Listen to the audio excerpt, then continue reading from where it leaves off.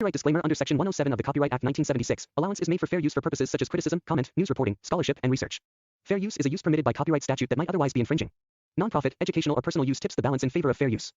As Frankenstein, 2025, approaches its climax, the tension between creator and creation reaches a nearly unbearable intensity. The narrative constructs a series of pivotal confrontations that are as much psychological and philosophical as they are physical. Victor, now fully aware of the consequences of his hubris, faces both internal and external turmoil. His obsession has not only alienated him from the human world but also placed him in direct opposition to the being he created. The film frames these confrontations with a cinematic language that emphasizes emotional gravity. Extreme close-ups, shifting shadows, and stark lighting communicate the intensity of their mutual recognition and the moral weight of their struggle. Del Toro stages these sequences not as traditional action-driven conflicts but as deeply charged encounters where dialogue, expression, and subtle gesture carry as much power as any physical struggle. One of the most harrowing sequences occurs when Victor attempts to destroy the creature, driven by fear, guilt, and desperation. The scene unfolds with meticulous pacing. Victor's movements, hesitations, and emotional responses are intercut with the creature's reactions, highlighting the tragic symmetry between creator and creation. The audience witnesses the full spectrum of their intertwined fates, the creature, embodying both innocence and the consequences of neglect, and Victor, consumed by ambition yet confronted by the moral and existential repercussions of his experiment. Del Toro's direction ensures that the sequence resonates on multiple levels, evoking both horror and profound empathy. The creature's expressions, gestures, and vocalizations convey not merely anger but deep sorrow, frustration, and a longing for understanding, reinforcing the tragic dimensions of the narrative. As the story moves toward resolution, the themes of isolation, responsibility, and moral accountability come to the forefront. Victor's arc culminates in a recognition of his own limitations and failures. He understands, too late, that his quest to surpass natural boundaries has not elevated him but instead led to immense suffering, for himself, for the creature, and for those around him. The film portrays this realization not through didactic exposition but through visual and emotional cues. Victor's physical exhaustion, the crumbling environments around him, and his interactions with secondary characters convey a profound sense of loss and moral reckoning. Del Toro emphasizes that true horror lies not in the creature itself, but in the ethical lapses and arrogance of the human mind. This inversion of traditional horror tropes reinforces the film's philosophical depth, encouraging viewers to reflect on the human capacity for both creation and destruction. The creature's journey reaches its own resolution in parallel with Victor's. Having experienced repeated rejection, misunderstanding, and suffering, the creature confronts the full complexity of his existence. The film presents these moments with careful attention to emotional nuance, showing that the creature is not simply reacting out of vengeance but grappling with existential questions, the meaning of life, the nature of justice, and the search for identity. Del Toro emphasizes that the creature's tragedy lies in his consciousness, the capacity to feel, reason, and aspire, while being condemned by circumstances and human prejudice. In the climactic scenes, the creature's interactions with Victor reveal the tension between justice and mercy, rage and compassion, highlighting the moral ambiguity at the core of the narrative. The ending is designed to be haunting, reflective, and emotionally resonant, leaving audiences with questions rather than simple resolution. Philosophically, the film interrogates the ethics of creation and the responsibilities inherent in possessing knowledge and power.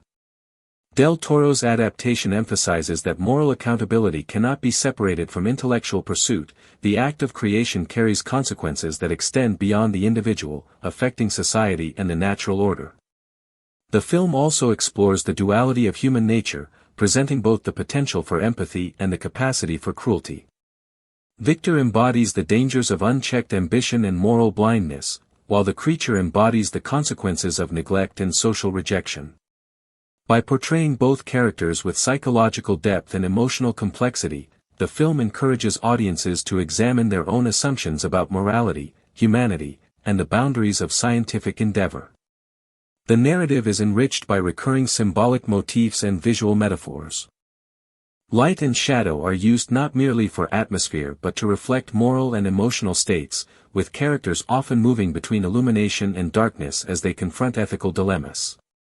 Storms, lightning, and natural phenomena echo the themes of creation, power, and consequence, emphasizing the intersection of human action and natural law. Reflections and mirrored surfaces frequently appear, symbolizing self-examination, identity, and the duality of creator and creation. Del Toro employs these elements with a consistency that reinforces thematic cohesion and provides a visual language through which the story's moral and existential questions are communicated.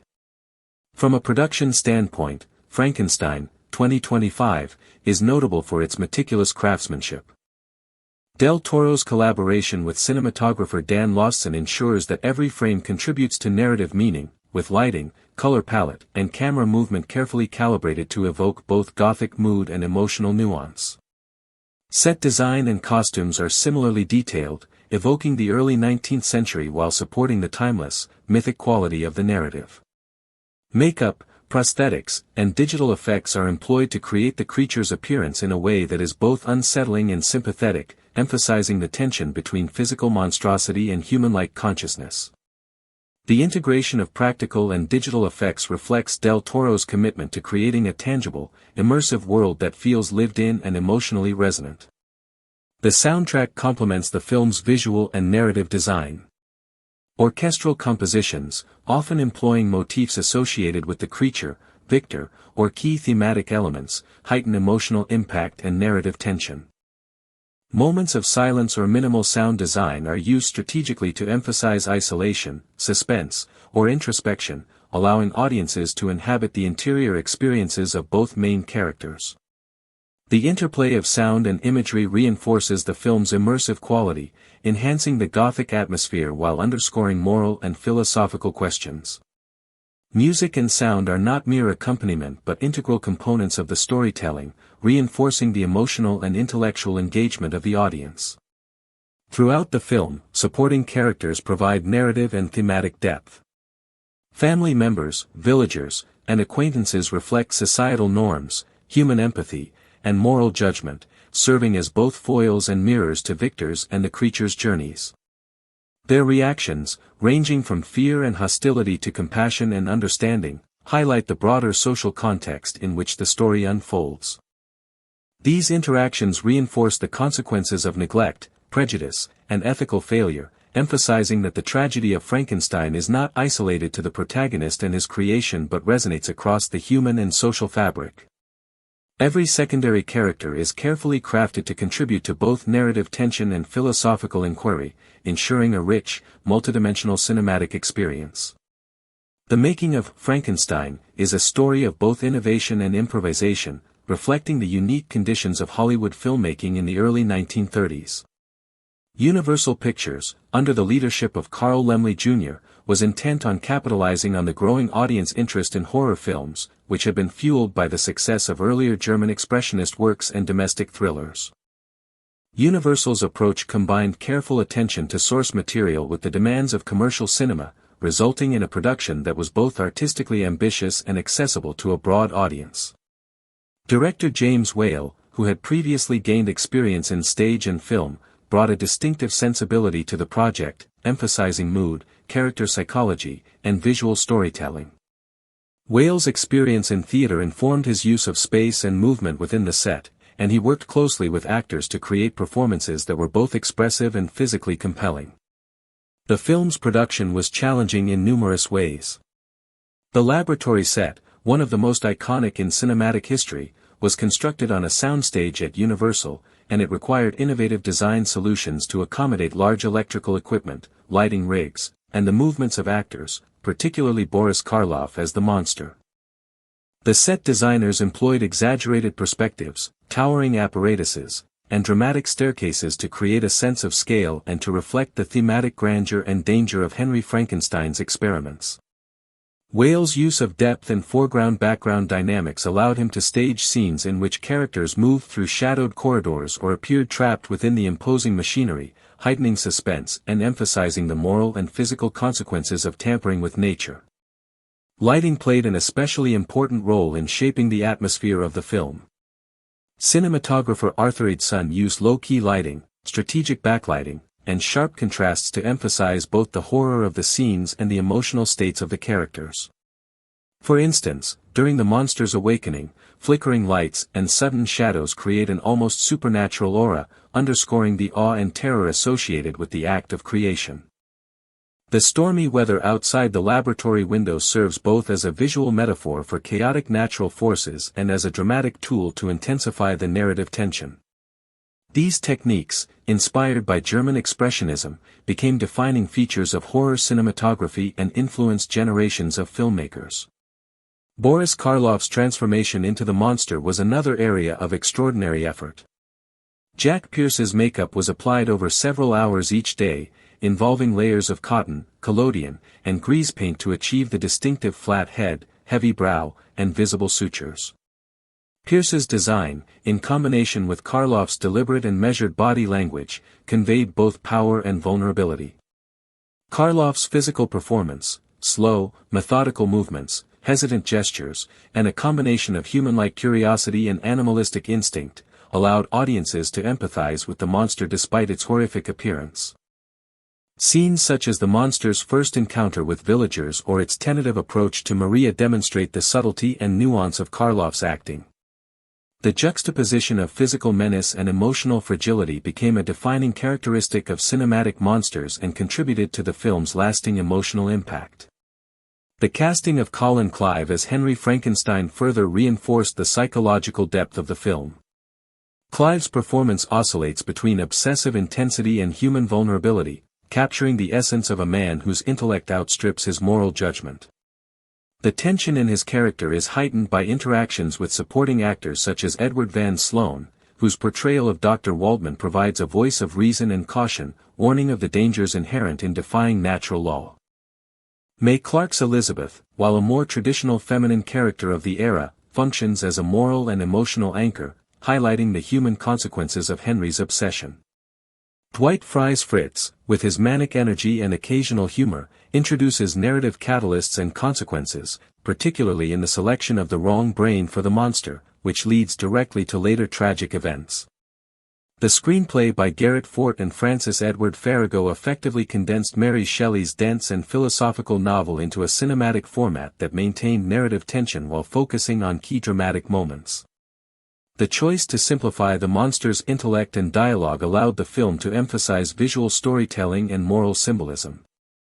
Every scene is carefully constructed to serve multiple purposes, advancing the plot, developing character, and exploring thematic questions about responsibility, isolation, and the consequences of ambition.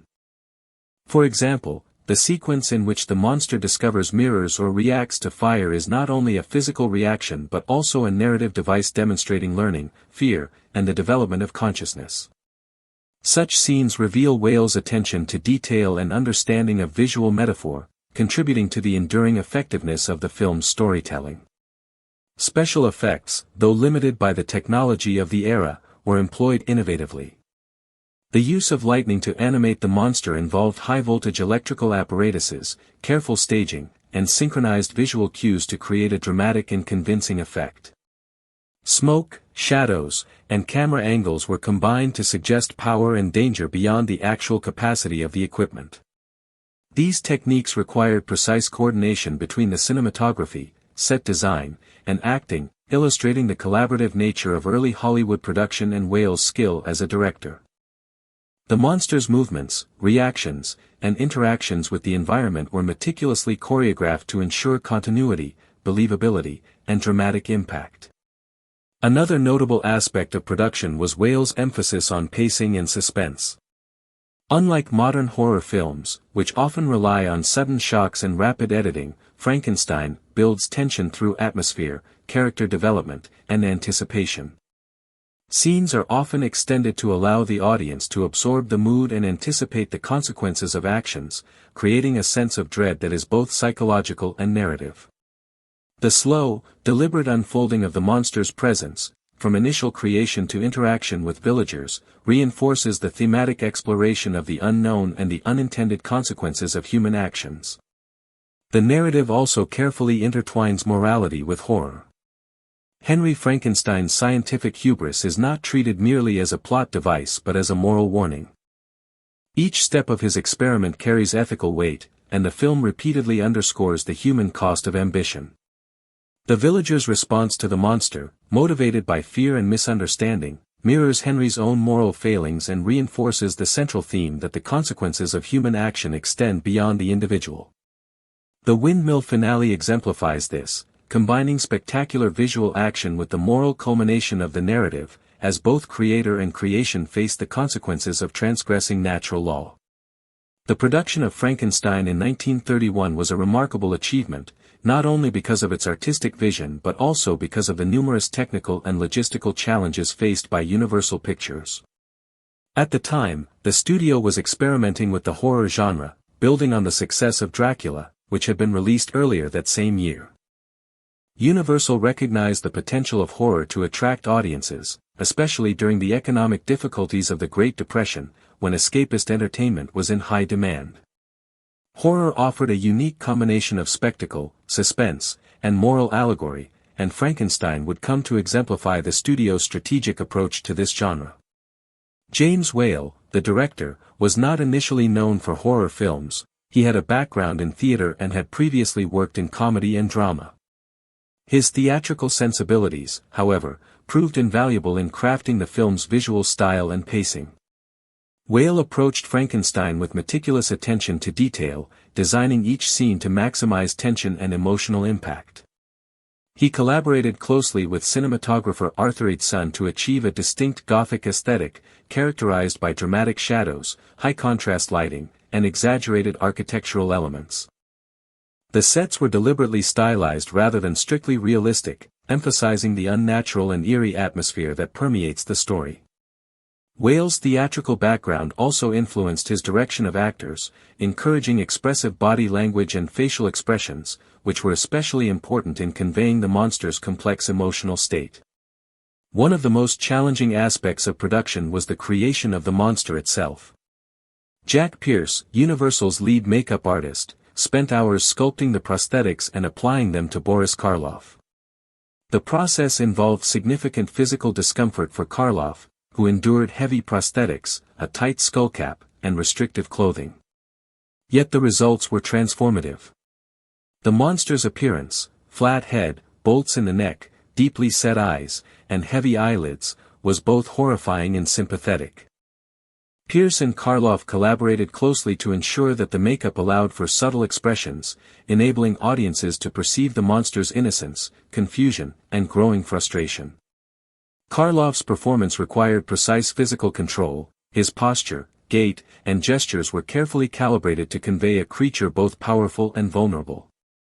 Whale's direction emphasized the interplay between makeup, movement, and emotional nuance, resulting in a character that remains iconic to this day. Casting decisions also played a pivotal role in the film's success. Colin Clive, who portrayed Henry Frankenstein, was a classically trained actor capable of delivering the intense, obsessive energy required for the role. Clive's delivery of the now famous line, "It's alive. It's alive," has become synonymous with cinematic horror, capturing the mixture of triumph, fear, and hubris that defines Henry's character. Mae Clarke, as Elizabeth, brought emotional grounding to the story, balancing Henry's obsession with human concern and vulnerability.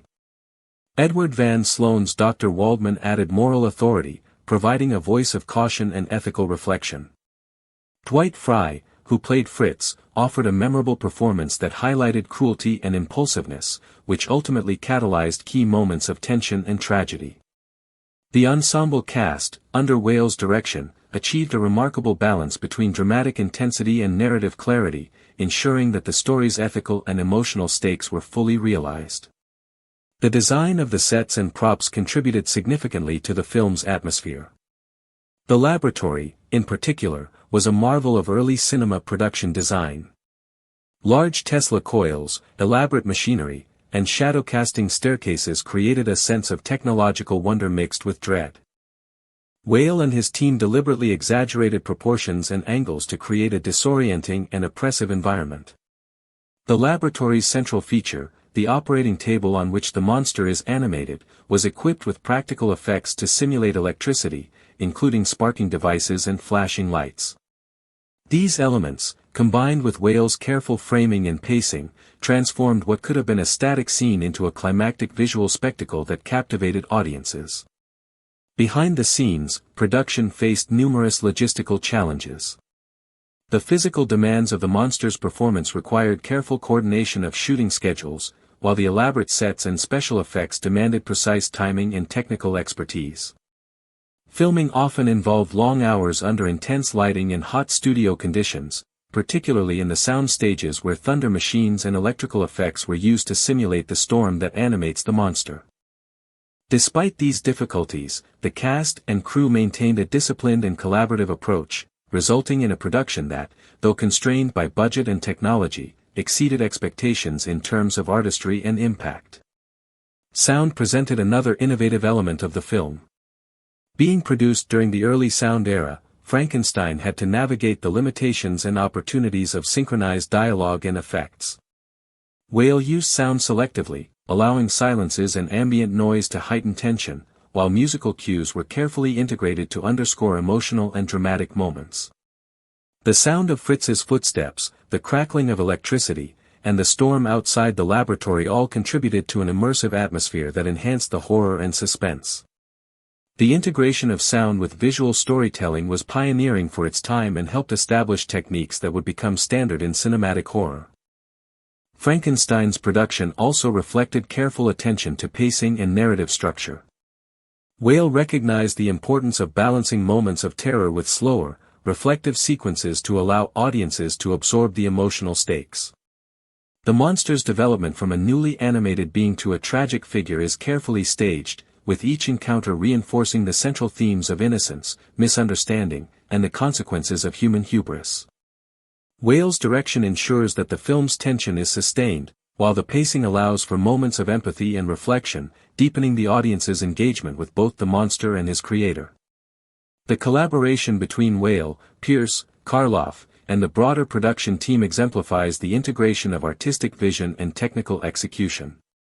Each element, from acting and makeup to set design and cinematography, was carefully coordinated to serve the story's emotional and thematic goals. This holistic approach to production is one reason why Frankenstein has endured as a model of classic horror filmmaking. Unlike many films of its era, which relied on sensationalism or shock, Frankenstein achieves its impact through careful craftsmanship, narrative coherence, and the creation of an immersive, morally and psychologically resonant world. In addition to its technical achievements, Frankenstein also reflects broader cultural and historical contexts. Released during the Great Depression, the film offered audiences both escapism and moral reflection. The story of scientific ambition, unintended consequences, and societal fear resonated with contemporary concerns about technological progress, ethical boundaries, and the fragility of human life. Audiences could recognize both the horror and the poignancy of the monster's plight, as well as the dangers inherent in unchecked ambition. The film's success helped establish Universal Pictures as a leading force in horror cinema and demonstrated the commercial viability of genre films that combine spectacle with thoughtful storytelling. The legacy of Frankenstein's production extends far beyond its initial release. Jack Pierce's makeup design became a blueprint for horror character creation, influencing countless films and adaptations. Karloff's performance set a standard for embodying non-human characters with emotional depth.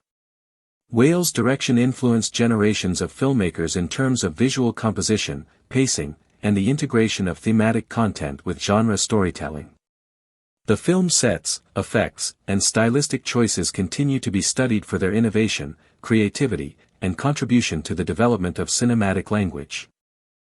Moreover, the production process revealed the collaborative nature of early Hollywood filmmaking, where directors, actors, designers, and technicians worked together to overcome technical limitations and achieve artistic goals. The dedication and ingenuity of the cast and crew ensured that Frankenstein would not only succeed as entertainment but also achieve lasting cultural and artistic significance. The meticulous attention to detail in makeup, performance, set design, cinematography, and sound illustrates how early filmmakers could transform technical constraints into creative opportunities, producing a work that remains a touchstone of cinematic artistry. Frankenstein's production history also reflects the challenges of balancing creative vision with studio demands. Universal Pictures, while supportive of innovative approaches, was also concerned with profitability and audience appeal. The studio recognized the marketability of horror and sought to capitalize on the genre's popularity. Whale and his team navigated these pressures, producing a film that was both commercially viable and artistically ambitious. This balance between studio oversight and creative freedom was crucial in allowing Frankenstein to achieve its enduring success and to establish a model for future genre filmmaking. Finally, the behind-the-scenes story of Frankenstein underscores the human dimension of filmmaking. Boris Karloff, Colin Clive, May Clark, and the rest of the cast endured physical challenges, long hours, and demanding technical requirements, yet they contributed performances of extraordinary depth and nuance. James Whale's leadership and vision ensured that these efforts coalesced into a cohesive, emotionally resonant, and visually striking film. The dedication of the makeup and effects team, particularly Jack Pierce, demonstrates how collaborative craftsmanship can produce enduring cultural icons. The production of Frankenstein is thus a testament to the intersection of artistry, technical skill, and collaborative effort, creating a film that continues to captivate audiences and influence filmmakers nearly a century after the tragic creation scene and the monster's first moments of life. The narrative shifts to explore the creature's early interactions with the world outside Henry Frankenstein's laboratory. The monster, though imposing in size and appearance, exhibits a childlike curiosity that contrasts sharply with the terror he provokes in human observers. This juxtaposition is central to the film's enduring emotional and philosophical complexity. Whale carefully stages the monster's initial wanderings with meticulous attention to framing, lighting, and pacing, emphasizing his dual nature as both a figure of awe and a being vulnerable to misunderstanding. The audience is encouraged to perceive the monster's innocence, even as other characters and the villagers perceive only danger. This early portrayal ensures that the horror is not merely visual or physical but is intertwined with moral and emotional tension. The monster's first encounters with ordinary people are carefully designed to demonstrate both the creature's potential for learning and the societal prejudices that will define his fate. One of the earliest such encounters occurs when the monster observes simple acts of human behavior from a distance, mimicking gestures, expressions, and physical actions. Whale's direction emphasizes these moments through close-ups on the monster's face and hands, conveying both curiosity and the emotional responsiveness of the creature. These scenes highlight the tragic irony of the narrative: a being capable of understanding and emotion is rejected solely based on appearance and societal bias. This tension between potentiality and rejection forms a central pillar of the film's ethical and philosophical commentary, illustrating the consequences of fear and misunderstanding. Fritz's mistreatment of the monster amplifies the narrative tension and highlights the moral failings of those who facilitate Henry's experiment. Fritz's cruelty, often depicted with stark lighting and exaggerated gestures, provokes the monster into reactive violence, reinforcing the theme that monstrosity is as much a product of social environment as it is of physical form. Dwight Frye's performance as Fritz adds layers of complexity. He is simultaneously comical and menacing, and his impulsive actions have profound consequences for the story. The audience witnesses firsthand the causal relationship between human cruelty and the escalation of horror, emphasizing the ethical questions at the center of the narrative. By externalizing the monster's development through social interactions, the film explores profound questions about responsibility, nurture, and the consequences of neglect. The tragic encounter with Maria, the young girl by the lake, represents the narrative's first apex of emotional and dramatic intensity. Whale stages this scene with careful attention to visual storytelling. The serenity of the lakeside contrasts sharply with the horror of the monster's unintended act. The use of soft, naturalistic lighting heightens the innocence of Maria and the monster's initial playfulness, while the camera's framing ensures that the fatal moment is both shocking and deeply tragic. This scene crystallizes the monster's dual identity as both victim and inadvertent perpetrator, reinforcing the film's thematic complexity. The subsequent reaction of the villagers, who form a mob in search of vengeance, illustrates the societal consequences of fear, misunderstanding, and collective hysteria. The narrative demonstrates that the monster's apparent violence is inseparable from human misjudgment, emphasizing the ethical dimension of horror. The subsequent sequences depict Henry's moral and emotional confrontation with the consequences of his experiment. As the monster's presence becomes increasingly threatening, Henry grapples with a profound sense of responsibility and guilt. Colin Clive's performance is central to these sequences, capturing a scientist torn between pride, fear, and ethical reckoning. Whale's direction emphasizes this tension through carefully staged confrontations, dramatic lighting, and close-up shots that convey psychological intensity. Henry's struggle is both external, managing the monster's physical threat, and internal, confronting the moral implications of creation. These sequences highlight the film's exploration of human ambition, responsibility, and the boundaries of ethical scientific endeavor. The villagers' mobilization and the escalating conflict between the monster and the community culminate in the dramatic pursuit to the windmill. This sequence represents both the narrative and visual climax of the film. Whale stages the chase with dynamic camera work, contrasting the verticality of the windmill with the horizontal spread of the villagers' approach. The use of fire, shadows, and weather effects intensifies the visual drama, creating a sense of inevitable catastrophe. The monster's confrontation with Henry within the windmill is simultaneously physical and symbolic, representing the collision of human ambition with uncontrollable consequence. As the windmill burns, the audience witnesses the culmination of the ethical, social, and emotional tensions that have defined the narrative. The monster's apparent destruction in the flames carries both literal and symbolic weight. It is the consequence of transgression, fear, and misunderstanding, yet also the poignant end of a tragic, innocent life. Beyond narrative content, the production of these sequences showcases technical mastery. Jack Pierce's makeup and prosthetics for Karloff are especially noteworthy, allowing the monster to express subtle emotional nuance despite the heavy and restrictive design. Whale's direction employs techniques such as low-angle shots, dramatic shadowing, and careful pacing to amplify tension and evoke audience empathy. The integration of performance, lighting, and set design reflects the holistic approach to storytelling that makes Frankenstein enduringly effective. The film's visual style, combining Gothic elements with psychological realism, sets a standard for horror cinema that has influenced countless subsequent works. The cultural impact of Frankenstein extends beyond its narrative and visual achievements. Released at a time when horror was emerging as a commercially viable genre, the film helped solidify Universal Pictures' identity as a leading producer of horror films. Its success prompted sequels, spin-offs, and adaptations across multiple media, establishing the monster as a cultural icon. The ethical and philosophical themes of the film, responsibility, alienation, fear of difference, and the consequences of unchecked ambition, resonate far beyond the immediate horror narrative, allowing the story to serve as a vehicle for broader cultural reflection. The enduring fascination with the monster, the visual iconography of the laboratory, and the thematic resonance of creation and consequence have ensured that Frankenstein remains a touchstone in both cinematic and literary culture.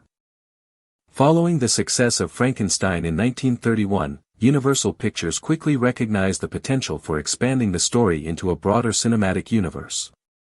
The immediate sequel, Bride of Frankenstein, 1935, directed again by James Whale, deepened the narrative and explored more complex moral and emotional themes. The sequel introduces the idea of companionship for the monster, highlighting his loneliness and desire for connection.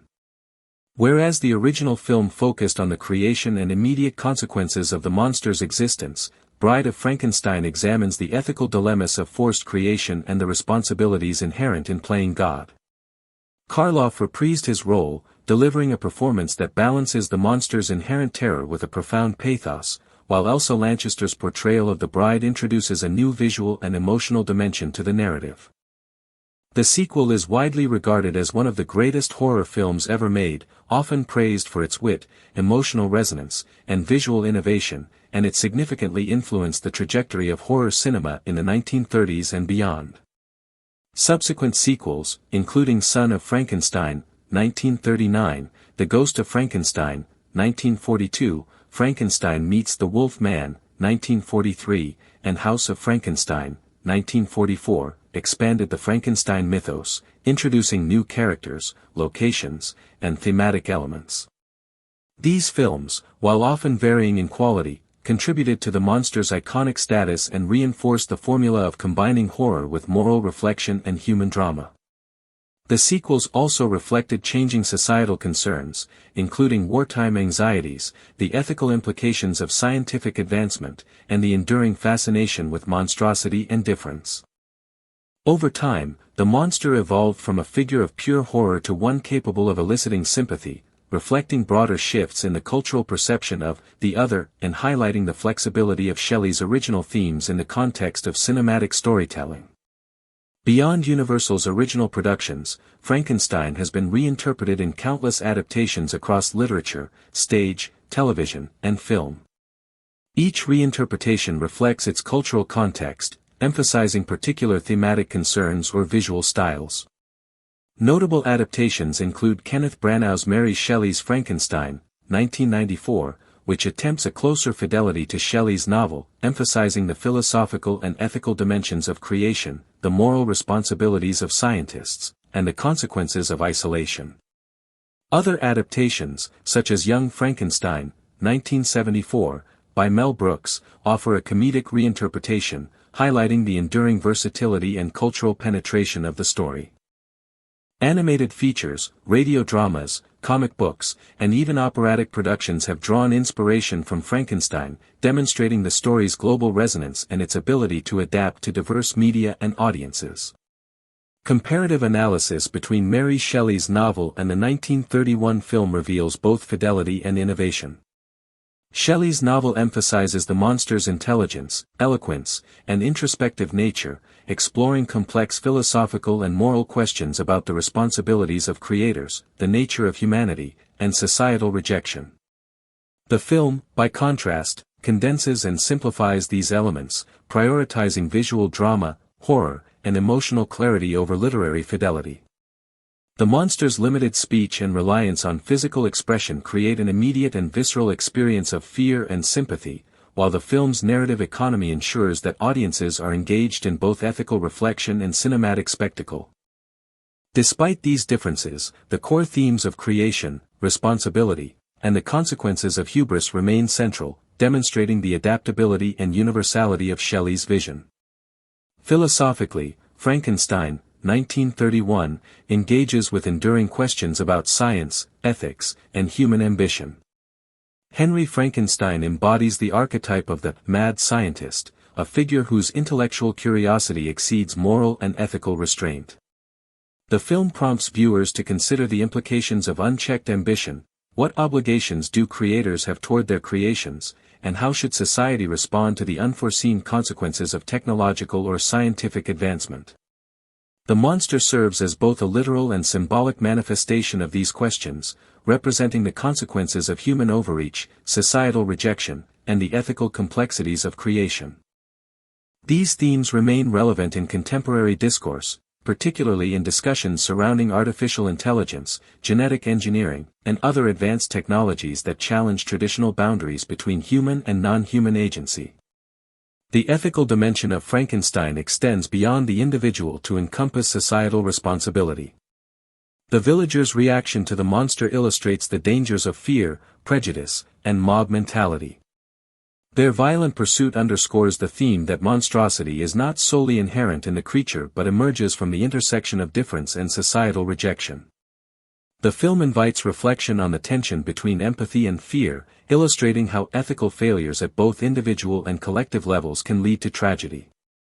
This nuanced exploration of morality, combined with the visceral power of horror, contributes to the film's enduring relevance and resonance. Frankenstein's global cultural legacy is vast. The monster's visual design, characterized by the flat-top head, neck bolts, and heavy-lidded eyes, has become universally recognized, appearing in countless forms of media, from advertisements and merchandise to Halloween imagery and internet memes. Karloff's performance has inspired generations of actors, while Whale's direction and the film's visual and technical innovations continue to inform contemporary filmmakers. Academically, Frankenstein is frequently studied in courses on literature, film history, ethics, and media studies, serving as a rich text for exploring adaptation, narrative economy, and the intersection of visual storytelling with philosophical inquiry.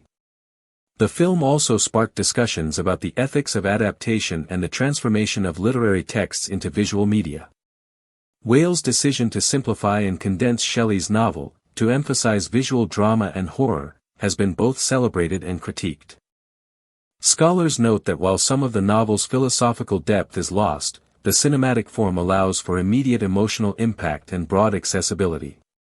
The 1931 adaptation demonstrates how the medium of film can reinterpret and amplify the moral and thematic concerns of a literary work, creating a distinct yet complementary experience for audiences. In addition to its influence on narrative and adaptation, Frankenstein had a profound impact on cinematic technique. The film's use of lighting, set design, and practical effects created a template for future horror and science fiction films. The laboratory sequences, in particular, exemplify the integration of technical ingenuity with thematic storytelling. By staging the monster's creation with dramatic machinery, electrical effects, and precise camera work, Whale and his team conveyed the wonder and danger of scientific exploration while simultaneously producing a visually compelling spectacle. These techniques influenced not only Universal's subsequent horror films but also the broader development of genre cinema, from monster movies to science fiction epics. Frankenstein's enduring relevance is also evident in contemporary reinterpretations. Modern adaptations continue to explore the monster as a symbol of social alienation, ethical dilemmas, and human responsibility. The story's adaptability speaks to its universal themes, allowing it to resonate across cultures, media, and generations. Whether through faithful adaptations, parodies, or philosophical reinterpretations, Frankenstein remains a touchstone for exploring the interplay between ambition, morality, and societal reaction to difference. Its longevity attests to the power of cinema to shape collective imagination, communicate complex ideas, and provoke ethical reflection. The educational and cultural significance of Frankenstein extends to its role as a case study in ethical responsibility and the consequences of human ambition. The monster, as a product of scientific experimentation and societal rejection, embodies the consequences of neglect and hubris. The film encourages viewers to reflect on the responsibilities of creators, the potential consequences of technological advancement, and the moral imperatives of empathy and understanding. These lessons remain pertinent in contemporary debates about science, technology, and societal inclusion, demonstrating the timelessness of the story and its capacity to engage with fundamental human concerns. Finally, Frankenstein's impact on popular imagination cannot be overstated. The monster has become a global icon, appearing in everything from literature and film to theater, television, and digital media. Its visual and thematic influence extends across genres, inspiring horror, comedy, science fiction, and drama alike. The story's exploration of creation, responsibility, and the consequences of human ambition continues to resonate, providing audiences with both entertainment and ethical reflection. The 1931 film, through its innovative performances, technical achievements, and narrative depth, laid the foundation for a century of cultural engagement with these enduring themes, ensuring that Frankenstein remains a cornerstone of cinematic history and a symbol of the intersection between imagination, morality, and human creativity. Frankenstein, 2025, is not merely a retelling of Mary Shelley's classic novel, it is a layered exploration of existential, ethical, and societal questions. Central to the film's thematic architecture is the tension between creation and responsibility. Victor Frankenstein embodies the human desire to transcend natural limitations, to harness knowledge and power beyond accepted boundaries. His ambition is both admirable and terrifying, reflecting a universal struggle between aspiration and ethical restraint. Del Toro's interpretation emphasizes the consequences of neglecting responsibility. The creature is not inherently violent or malevolent, but a product of abandonment, misunderstanding, and social rejection. In this way, the narrative positions the audience to question traditional notions of monstrosity. The true horror, the film suggests, lies not in physical appearance or unnatural creation, but in moral failure, hubris, and societal cruelty. Symbolism pervades nearly every scene, reinforcing the narrative's philosophical and emotional depth. Light and darkness, recurring storm imagery, and the interplay between interior and exterior spaces communicate thematic resonance as powerfully as dialogue or action. Storms, lightning, and sudden flashes of illumination often coincide with acts of creation, confrontation, or revelation, serving as visual metaphors for the volatile interplay of knowledge, power, and consequence. Reflections and mirrors appear repeatedly, underscoring themes of self-examination, duality, and identity. The creature, often framed in reflective surfaces or against vast, natural landscapes, is depicted as both a product of Victor's ambition and a mirror to humanity's capacity for empathy and cruelty. These motifs reinforce the story's exploration of moral, philosophical, and existential questions, embedding them within the visual fabric of the film rather than presenting them solely through exposition. A significant theme throughout the narrative is the isolation inherent in genius and ambition. Victor's intellectual pursuits, while extraordinary, separate him from family, community, and moral guidance. This isolation intensifies his ethical lapses, illustrating the film's meditation on the social dimension of morality. Knowledge untempered by human connection risks catastrophe. The creature's parallel journey underscores the consequences of isolation in a different register. Though endowed with intelligence and emotional sensitivity, the creature is cut off from acceptance, love, and understanding. Del Toro uses this narrative symmetry to emphasize that both the creator and the creation suffer as a result of disconnection, Victor through guilt, despair, and moral disorientation, and the creature through pain, frustration, and existential loneliness. Their mirrored trajectories create a tragic resonance that defines the emotional core of the film. The film's exploration of ethical and philosophical questions also engages with ideas about free will, justice, and the nature of life.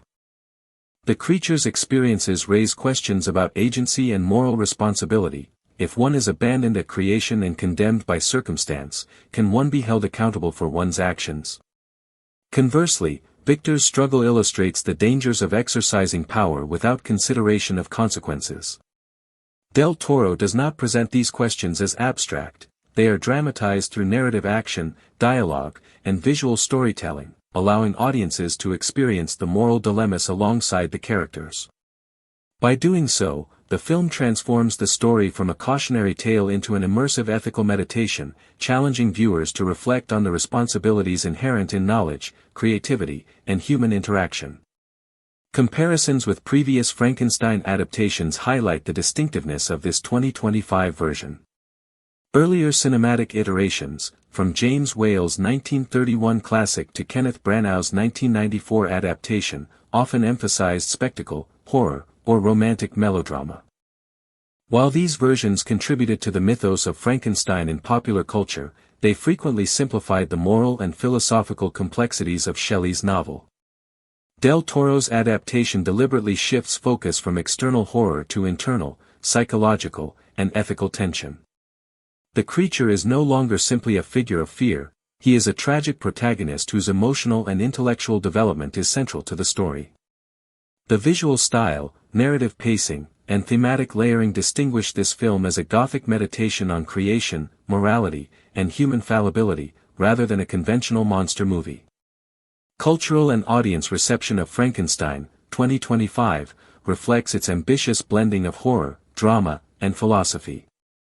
Critics have noted the film's capacity to elicit both empathy and terror, praising the nuanced performances, intricate production design, and thematic depth. Audiences are invited to engage intellectually and emotionally, reflecting on ethical dilemmas while being immersed in a richly realized Gothic world. The film's release on Netflix ensures global accessibility, allowing viewers to experience the narrative's visual and philosophical intricacies across diverse cultural contexts. Its success demonstrates the enduring relevance of Shelley's themes, creation, isolation, moral responsibility, and underscores the capacity of cinema to reinterpret classic literature for contemporary audiences.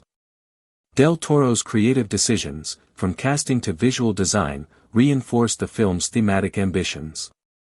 Oscar Isaac's portrayal of Victor Frankenstein captures both brilliance and moral blindness, highlighting the duality of genius and hubris.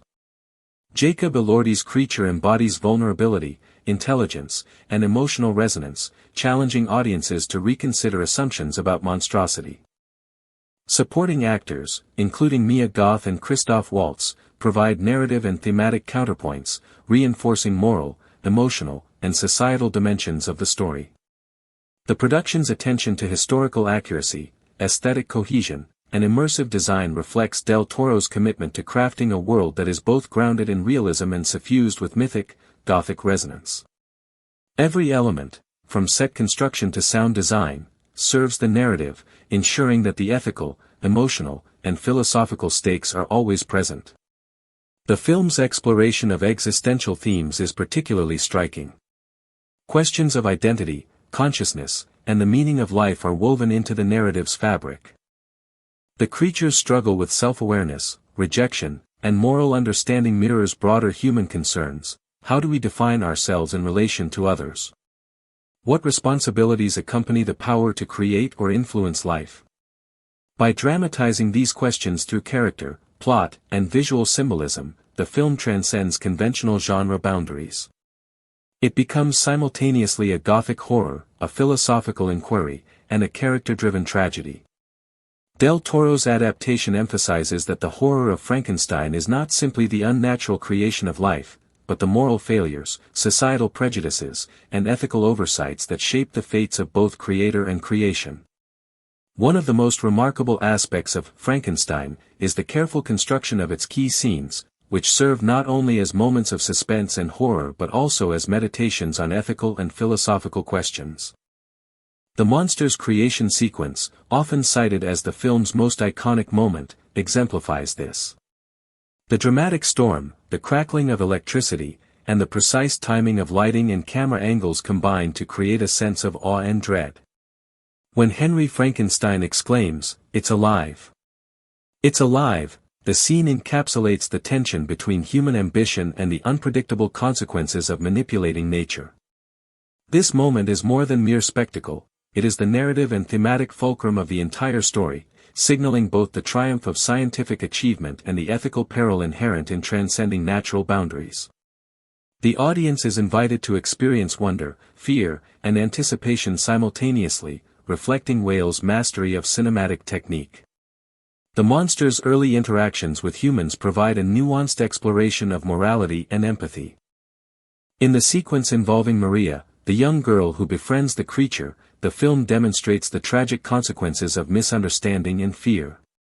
The monster's innocent attempt to play with her results in accidental death, highlighting the ethical complexity of the narrative. The monster is neither inherently evil nor malevolent, but its actions provoke both horror and moral reflection. These scenes underscore the idea that monstrosity is as much a product of social and human failure as it is of physical appearance or unnatural origin. Whale's direction emphasizes facial expressions, body language, and visual cues over dialogue, allowing the audience to grasp the monster's confusion and emerging consciousness, creating sympathy even in the context of horror. The windmill climax exemplifies the interplay of action, moral consequence, and visual spectacle. The storm-lashed, burning windmill serves as both a literal and metaphorical site of destruction. The confrontation between Henry, the monster, and the villagers crystallizes the narrative's central themes, the hubris of humanity, the destructive potential of unchecked ambition, and the inevitability of consequence. The monster's entrapment in the flames, juxtaposed with Henry's survival, reflects the ethical complexity at the heart of the story. Punishment is neither straightforward nor wholly deserved, and the audience is left to grapple with the ambiguity of guilt, responsibility, and empathy. This layered approach to horror, combining physical danger with moral weight, distinguishes Frankenstein from more simplistic or sensationalist films of the era. Philosophically, the film engages with questions of creation, responsibility, and the nature of life itself. Henry Frankenstein's ambition mirrors the Promethean myth, as he seeks to bestow life upon matter that is naturally dead. In doing so, he assumes a godlike role, challenging the boundaries of ethical behavior and human limitation. The film raises enduring questions. to what extent does a creator bear responsibility for the actions of their creation? Can the pursuit of knowledge justify the potential harm caused to others? How does society respond to what it does not understand?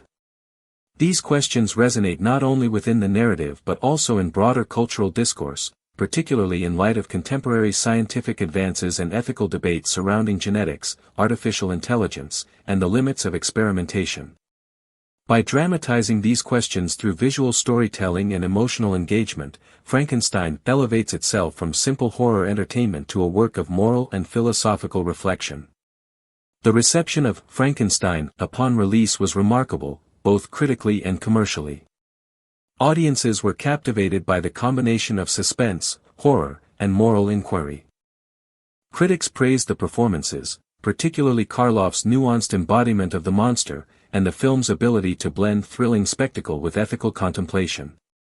Its success encouraged Universal Pictures to develop a series of sequels and spin-offs, including Bride of Frankenstein, 1935, Son of Frankenstein, 1939, and numerous later adaptations, establishing a cinematic franchise that would endure for decades. The monster's image, Karloff's performance, and the film's Gothic aesthetic became cultural touchstones, influencing not only subsequent horror films but also literature, theater, and popular iconography worldwide. Culturally, the impact of Frankenstein is profound and enduring. The film established many visual and narrative conventions of cinematic horror, including the use of shadows, atmospheric set design, and morally complex monsters. Karloff's monster became an icon of sympathetic horror, representing the consequences of misunderstanding, social alienation, and human cruelty. The flat head, neck bolts, and lumbering movement have become universally recognized symbols, appearing in countless adaptations, parodies, and references across media. Beyond aesthetics, the film's exploration of ethical responsibility, societal reaction to difference, and the consequences of unchecked ambition continues to inform artistic and scholarly discussion. It has inspired philosophical inquiry, literary reinterpretations, and even psychological studies, reflecting its capacity to provoke thought as well as fright. The film's influence extends to modern cinema, where its storytelling techniques and moral concerns continue to resonate. The archetype of the sympathetic monster, the morally conflicted scientist, and the tragic consequences of human hubris are repeated in countless films, from contemporary horror to science fiction. Directors and filmmakers across generations have cited Frankenstein as a formative work, highlighting its combination of visual innovation, character depth, and thematic sophistication. Its enduring popularity is also evidenced by the continued restoration, distribution, and study of the film, with modern audiences appreciating both its historical significance and timeless emotional and philosophical resonance. Mary Shelley's Frankenstein, or The Modern Prometheus, first published in 1818, is a complex literary work that explores themes of creation, ambition, isolation, and the ethical responsibilities of science. The novel is often classified as one of the earliest examples of science fiction, combining Gothic horror with philosophical reflection. Shelley's story is deeply introspective, with extended passages exploring the inner thoughts and moral dilemmas of Victor Frankenstein, the scientist who creates the creature. The narrative also delves into the creature's experiences, his attempts to understand humanity, and his moral development, creating a layered psychological portrait that remains rich and nuanced. While the 1931 film Frankenstein draws from this source material, it makes significant changes to suit the cinematic medium and the expectations of early 20th century audiences. One of the most immediately noticeable differences between the novel and the film is the characterization of the creature. In Shelley's novel, the creature is highly articulate, capable of eloquent speech, and deeply philosophical. He educates himself by observing human behavior and reading literature, such as Paradise Lost, and works on moral philosophy, which shapes his understanding of society and morality.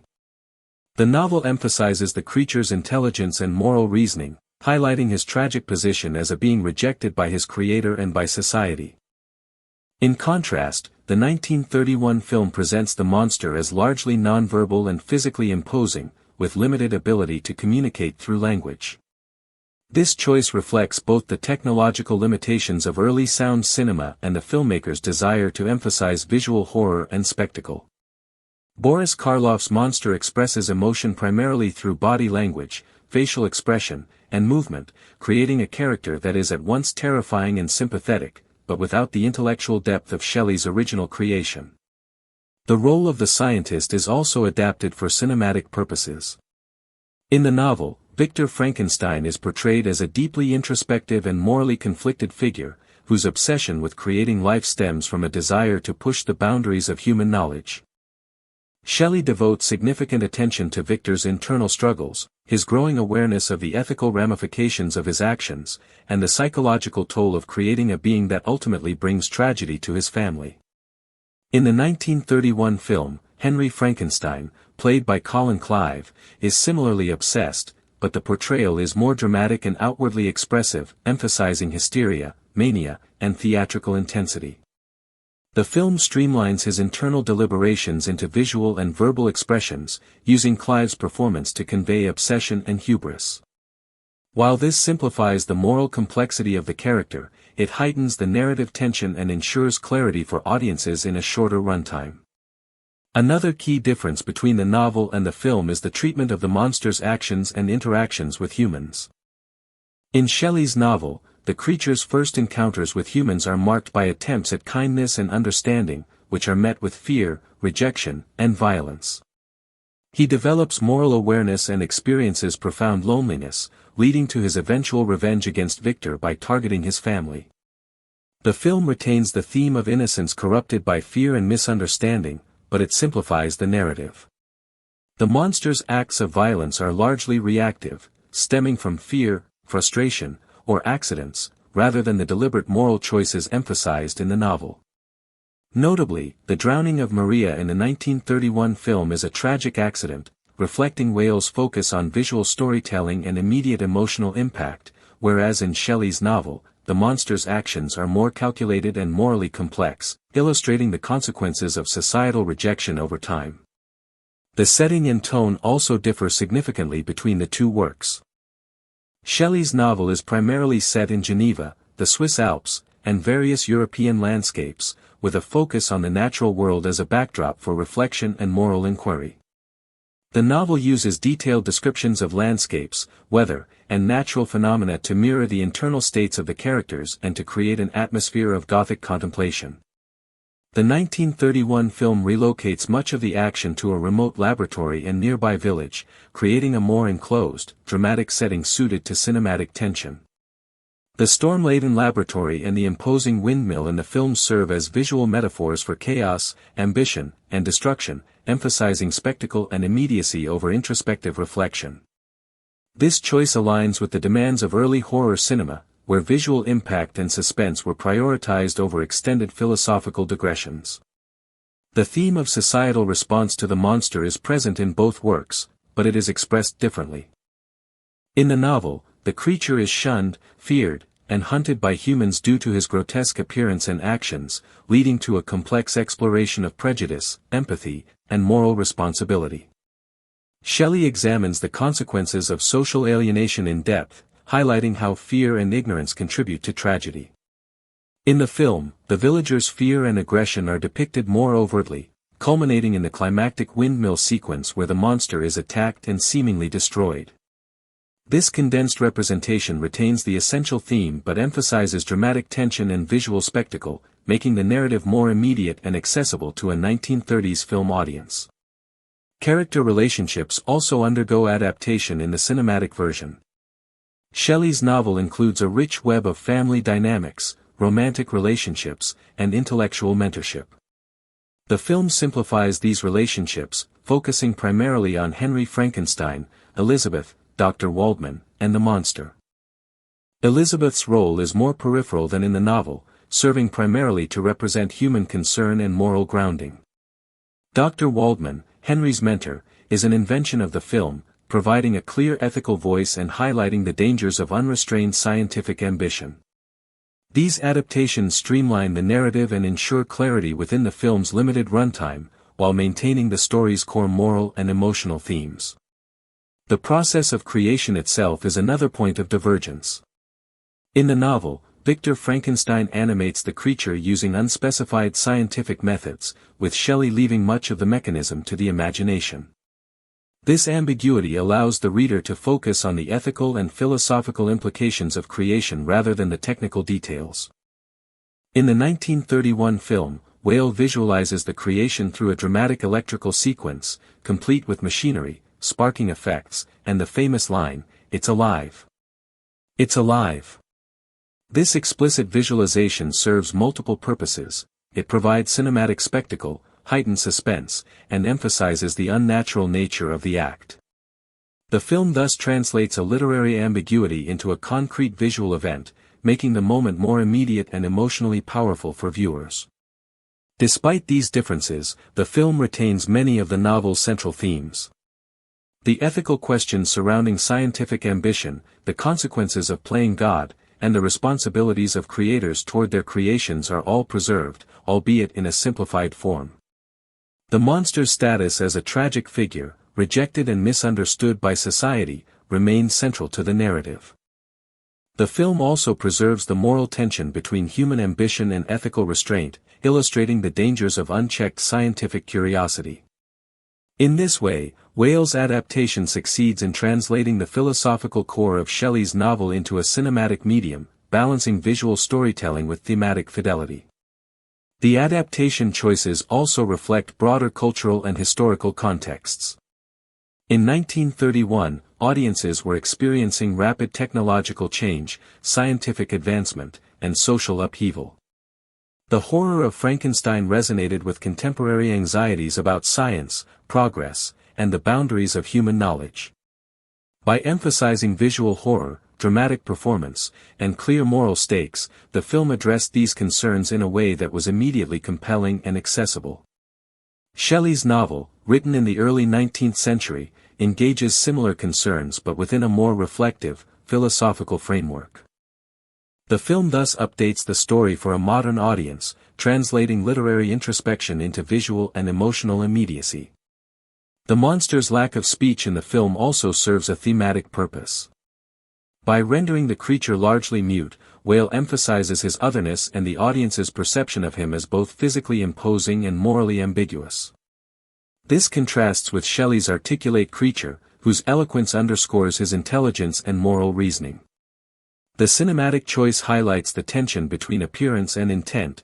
The monster is judged and feared for his external form, reflecting a central theme of both the novel and the film, the consequences of societal prejudice and the superficiality of human judgment. Finally, the film adaptation streamlines the narrative to create a tighter, more suspenseful story.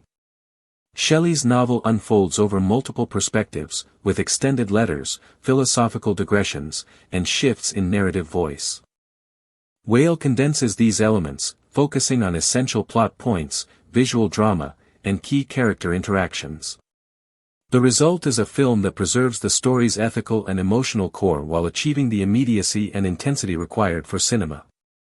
The adaptation demonstrates how narrative, thematic, and visual elements can be recalibrated across mediums without losing the essence of the original work. Following the dramatic and tragic early encounters, the narrative shifts to the monster's deeper exposure to society and the consequences of his alienation. Whale structures these sequences to emphasize the duality of the monster. He is physically imposing and terrifying, yet psychologically naive, sensitive, and capable of learning. In these moments, the monster's behavior reflects a tragic innocence, highlighting the central theme that monstrosity is often defined not by intrinsic nature but by societal reaction. The film's visual composition reinforces this duality, frequently framing the monster alone in wide, open spaces to emphasize his isolation while simultaneously capturing the fearful reactions of villagers in close-ups, demonstrating the gap between his intentions and how he is perceived. The scenes where the monster attempts to interact with humans are staged with careful attention to emotion and tension. Whale often employs low-angle shots of the monster to emphasize his size and potential threat, juxtaposed against the smaller, fearful villagers, creating a visual metaphor for the imbalance of understanding and perception. Early sequences show the monster observing people from a distance, attempting to mimic gestures, and engaging in exploratory behavior. These moments are imbued with a sense of pathos, as the audience sees a creature capable of empathy and learning, yet repeatedly met with fear, hostility, or outright violence. The camera work, with slow tracking shots and deliberate framing, allows viewers to linger on the monster's expressions and movements, ensuring that his tragic humanity is not lost amidst the horror elements. As the monster navigates the human world, Fritz's continued interference exacerbates the conflict. His cruelty is pivotal, as it provokes the monster's first acts of aggression. Dwight Frye's performance combines grotesque physicality with mischievous energy, reflecting the unpredictability of human influence on the monster. When Fritz taunts and physically abuses the monster, Whale stages the scenes with sharp contrasts between the dimly lit interiors of the laboratory and the high-contrast flashes of violence, amplifying both fear and dramatic tension. These moments are critical, for they demonstrate that the monster's violence is reactive, stemming from neglect, misunderstanding, and abuse rather than inherent malice. This narrative choice deepens the ethical complexity of the story, framing horror as a consequence of human failings as much as, if not more than, supernatural or unnatural forces. The pivotal lake scene with Maria, the young girl, further develops these themes. Whale's direction emphasizes the monster's initial curiosity and gentle intentions, using soft, natural lighting and serene environmental framing to heighten the contrast with the tragic outcome. The moment of Maria's accidental drowning is staged with dramatic clarity, balancing horror with emotional resonance. Close-ups on the monster's hands, his hesitant movements, and his shocked reaction communicate that the act is unintended, reinforcing the tragedy. The subsequent arrival of the villagers, their anger, and mobilization for vengeance sets in motion the narrative trajectory toward the climactic confrontation at the windmill. These sequences illustrate the causal chain of human misunderstanding, social fear, and the ethical consequences of creation without accountability. Henry Frankenstein's response to the unfolding chaos is central to the narrative's moral exploration. Colin Clive's performance captures the nuanced oscillation between scientific pride, guilt, and desperation.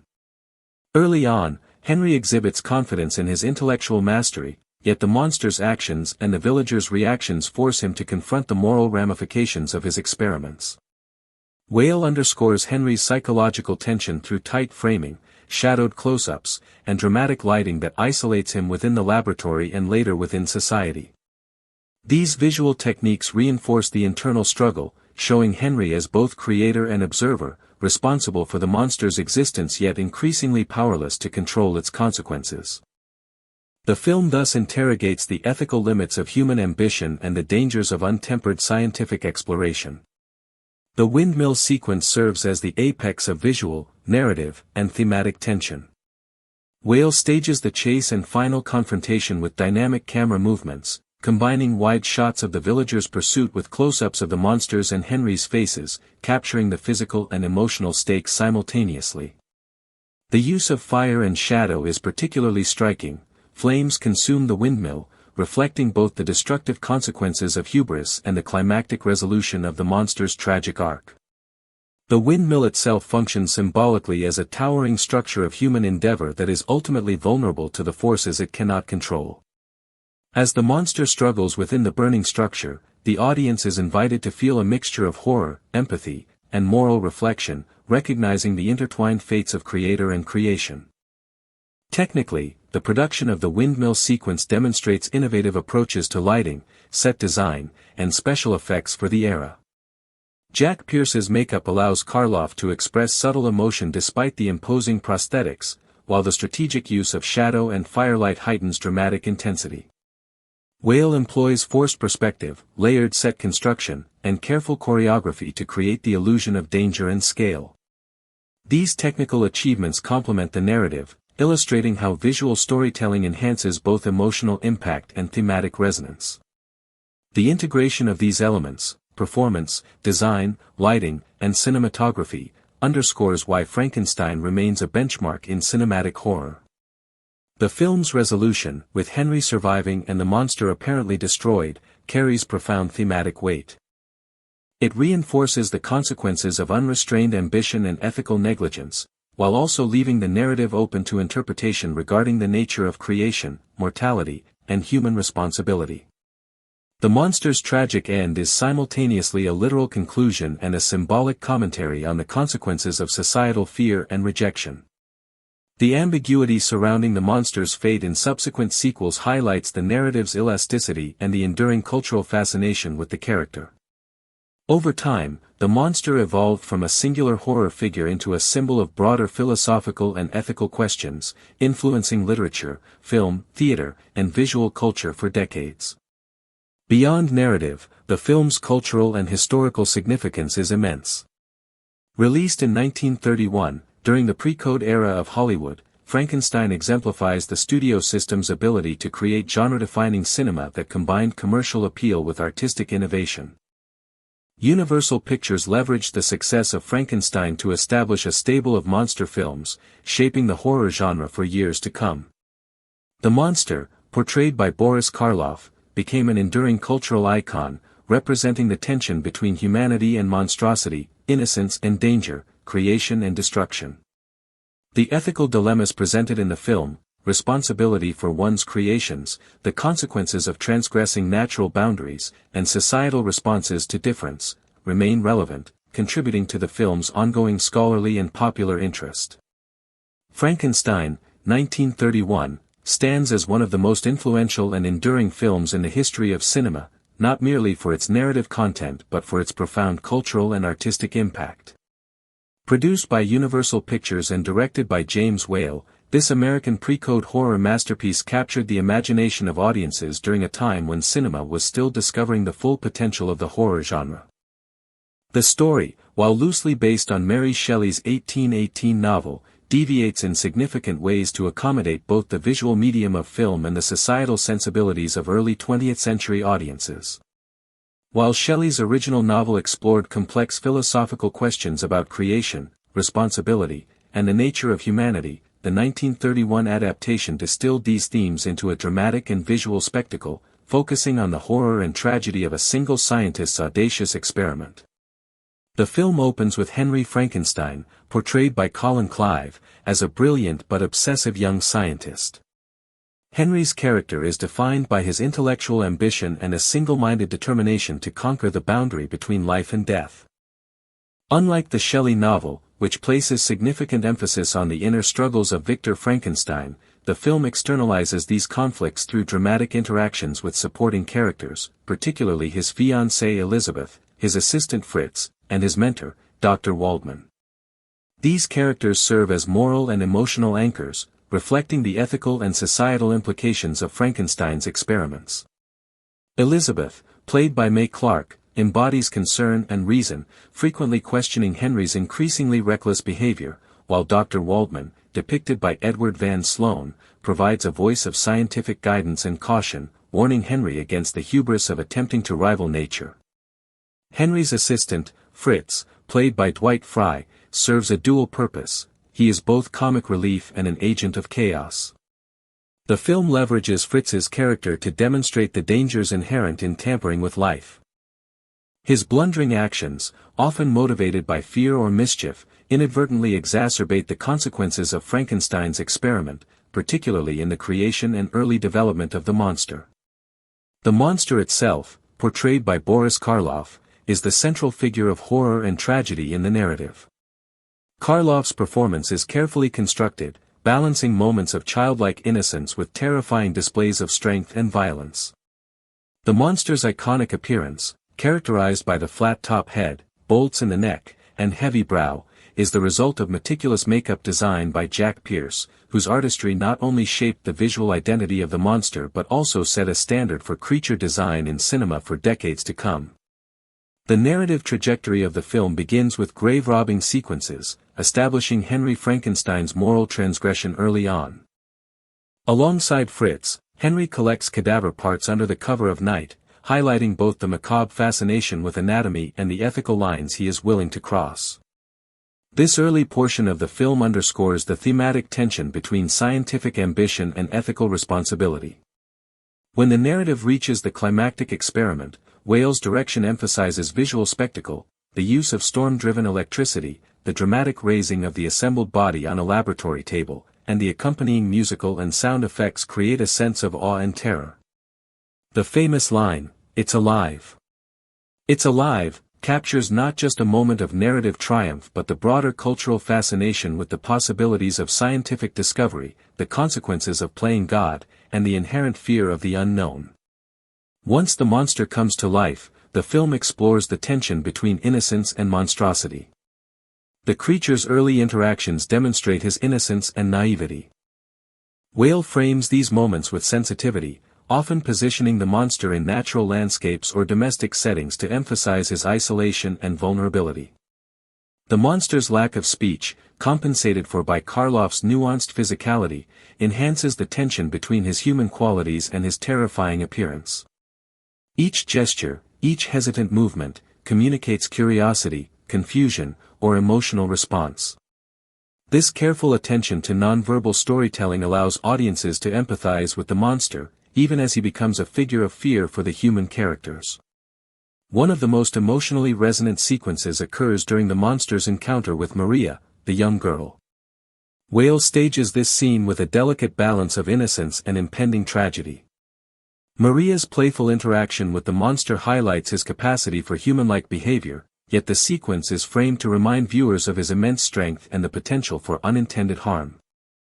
The subsequent death of Maria is both shocking and heartbreaking, marking a turning point in the narrative. The monster is no longer merely a curiosity or experiment, he has become a catalyst for human suffering. This scene encapsulates the ethical and moral dilemmas central to the story, the responsibility of creators toward their creations, and the consequences of human hubris when engaging with forces beyond comprehension. The escalating conflict between the monster and the villagers is staged with a combination of spectacle and thematic significance. The mob, with torches and angry cries, symbolizes societal fear of difference and the impulse to destroy what is not understood. Whale frames these sequences to maximize both tension and moral resonance, often positioning the monster against overwhelming numbers to emphasize his vulnerability and the tragic injustice of his persecution. The windmill climax, in particular, exemplifies Whale's ability to combine horror, suspense, and visual drama. The monster's final confrontation with Henry and the villagers is shot to highlight both his formidable physicality and his tragic isolation. The destruction of the windmill, while visually thrilling, serves as a narrative and thematic conclusion. The consequences of unchecked ambition are catastrophic, and innocence and monstrosity are inextricably linked in the monster's existence. The supporting characters' arcs reinforce these thematic concerns. Elizabeth's moral steadfastness and emotional vulnerability provide a human lens through which the audience can interpret the unfolding horror. Her interactions with Henry reveal the human cost of obsession and the danger of prioritizing ambition over empathy. Dr. Waldman, as a mentor figure, embodies the ethical dimension of scientific inquiry. His warnings and subsequent reactions to Henry's actions underscore the narrative's central question: should humans attempt to play God, and what responsibilities follow from such endeavors? Fritz, as an agent of chaos, complicates the ethical landscape. His mischievousness, combined with physical deformity and exaggerated gestures, reflects both comedic and horrific elements, reminding audiences that human folly often exacerbates the consequences of hubris. The casting of Frankenstein was crucial to the film's success, as the performances needed to convey both horror and emotional depth. Colin Clive's portrayal of Henry Frankenstein combined intensity, urgency, and vulnerability, particularly in the reanimation scene where the interplay of excitement and fear reaches its emotional apex. Boris Karloff's portrayal of the monster was transformative, using physicality and subtle expression to convey both terror and pathos. Karloff's performance required hours of makeup application by Jack Pierce, whose design, flat top head, bolts in the neck, and sunken eyes, became iconic. Dwight Frye's Fritz added chaos and tension, while Mae Clark's Elizabeth grounded the story in empathy and moral concern. Edward Van Sloan's Dr. Waldman represented ethical oversight, providing the audience with a moral lens through which to view the story's consequences. Technical achievements in Frankenstein are numerous and set a benchmark for horror filmmaking. Whale's use of lighting, shadow, and composition, influenced by German Expressionism, created a Gothic atmosphere that amplified tension and emotion. The laboratory sequences employed practical effects and mechanical devices to simulate electricity and reanimation, while editing and sound effects enhanced the suspense and spectacle. These innovations demonstrated how early cinema could convey horror, awe, and ethical inquiry through visual and auditory storytelling.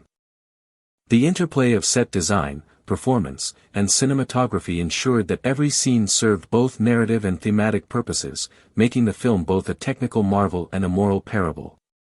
The success of Frankenstein led directly to sequels and adaptations that expanded the narrative universe. Bride of Frankenstein, 1935, explored the monster's loneliness and the ethical implications of forced creation, while subsequent films like Son of Frankenstein, 1939, and Frankenstein Meets the Wolf Man, 1943, developed the mythology further, introducing new characters and moral complexities. Each adaptation reflected contemporary societal concerns, from wartime anxieties to the consequences of technological advancement. Beyond film, Frankenstein inspired stage productions, radio dramas, comic books, animated series, and literary reinterpretations, demonstrating its versatility and global resonance. Modern adaptations, such as Kenneth Branagh's Mary Shelley's Frankenstein, 1994, and Mel Brooks' comedic Young Frankenstein, 1974, further illustrate the story's adaptability across genres, media, and cultural contexts. Comparative analysis with Shelley's original novel highlights both fidelity and transformation. The novel's focus on the monster's intelligence, eloquence, and introspection is largely condensed in the film, which emphasizes visual drama and horror. Yet the core ethical and philosophical concerns remain intact: the responsibilities of creators, the consequences of overreaching ambition, and the societal response to difference. The monster's tragic arc, the human cost of scientific experimentation, and the ethical dilemmas posed by creation remain central, allowing the story to resonate with audiences across generations. The film demonstrates how adaptation can preserve thematic depth while utilizing the strengths of a different medium, creating a distinct yet complementary experience to the literary original. Philosophically, Frankenstein engages with questions of science, ethics, and human responsibility. Henry Frankenstein embodies intellectual ambition unchecked by moral reflection, prompting audiences to consider the obligations of creators toward their creations. The monster represents both the literal consequences of experimentation and the symbolic consequences of societal rejection. The villager's violent reaction underscores the dangers of fear, prejudice, and mob mentality, emphasizing that monstrosity arises not solely from the creature but from the intersection of difference and societal response. These questions remain relevant in contemporary discussions about scientific and technological innovation, artificial intelligence, and bioethics, demonstrating the story's enduring resonance. Frankenstein's cultural impact extends far beyond cinema. The monster has become a global icon, appearing in literature, theater, advertising, merchandise, and digital media. Iconography from the film, including the monster's appearance and the laboratory apparatus, has entered popular imagination. The line, "It's alive," has become a shorthand reference to creation, ambition, and the unintended consequences of human action. Scholars and critics continue to study the film for its narrative economy, thematic depth, and technical achievements, and it is frequently cited as a cornerstone of horror cinema and a model for the ethical exploration of scientific ambition. Its influence on performance, set design, makeup, and cinematic storytelling endures, shaping generations of filmmakers and artists. The enduring relevance of Frankenstein lies in its exploration of universal human concerns. Ambition, responsibility, empathy, and societal reaction to difference remain central to the narrative, allowing the story to resonate across cultures and generations. The monster embodies the consequences of isolation and neglect, and the narrative encourages reflection on moral and ethical obligations. By merging horror with philosophical inquiry, Whale's Frankenstein demonstrates the capacity of cinema to engage both emotions and intellect, offering entertainment while prompting critical reflection on the human condition. In conclusion, Frankenstein, 1931, is far more than a classic horror film, it is a landmark in cinematic history, combining innovative technical achievement, compelling performances, moral inquiry, and enduring cultural influence. Whale's direction, Pierce's makeup artistry, Karloff's transformative performance, and the film's careful integration of visual, auditory, and narrative elements created a work that remains a touchstone of both horror and moral storytelling. Its exploration of ambition, responsibility, and societal reaction to difference continues to resonate, influencing countless adaptations, reinterpretations, and cultural references. The film's legacy as an artistic, technical, and ethical milestone ensures that it will remain a subject of study, admiration, and engagement for generations to come, a testament to the enduring power of storytelling, performance, and imagination in cinema. Frankenstein, 2025, stands as a landmark in modern Gothic cinema, not only for its narrative depth but also for its meticulous production design and visual storytelling. Guillermo del Toro's attention to detail is evident in every aspect of the film's construction, from the choice of locations to the intricate design of sets, props, and costumes. The film's laboratory sequences, for example, are a study in obsessive craftsmanship. Shelves are lined with anatomical models, glass vials filled with strange liquids, and sketches that hint at Victor's relentless experimentation. The space is simultaneously claustrophobic and expansive, creating a sense of both confinement and the vast potential of human ambition.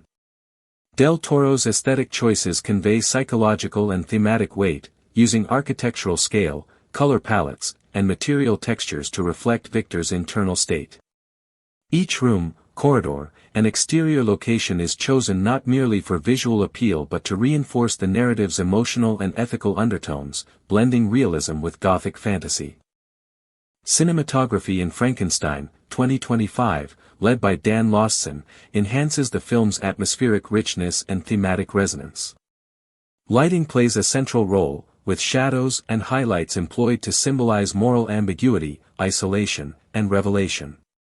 Candlelight, flickering lanterns, and diffused daylight contrast with sudden bursts of storm-driven illumination, creating a visual rhythm that mirrors the narrative's emotional peaks and valleys.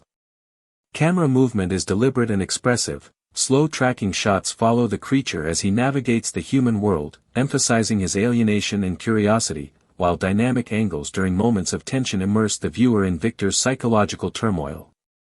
Del Toro's collaboration with Lostson ensures that every frame is infused with purpose, balancing narrative clarity with visual poetry.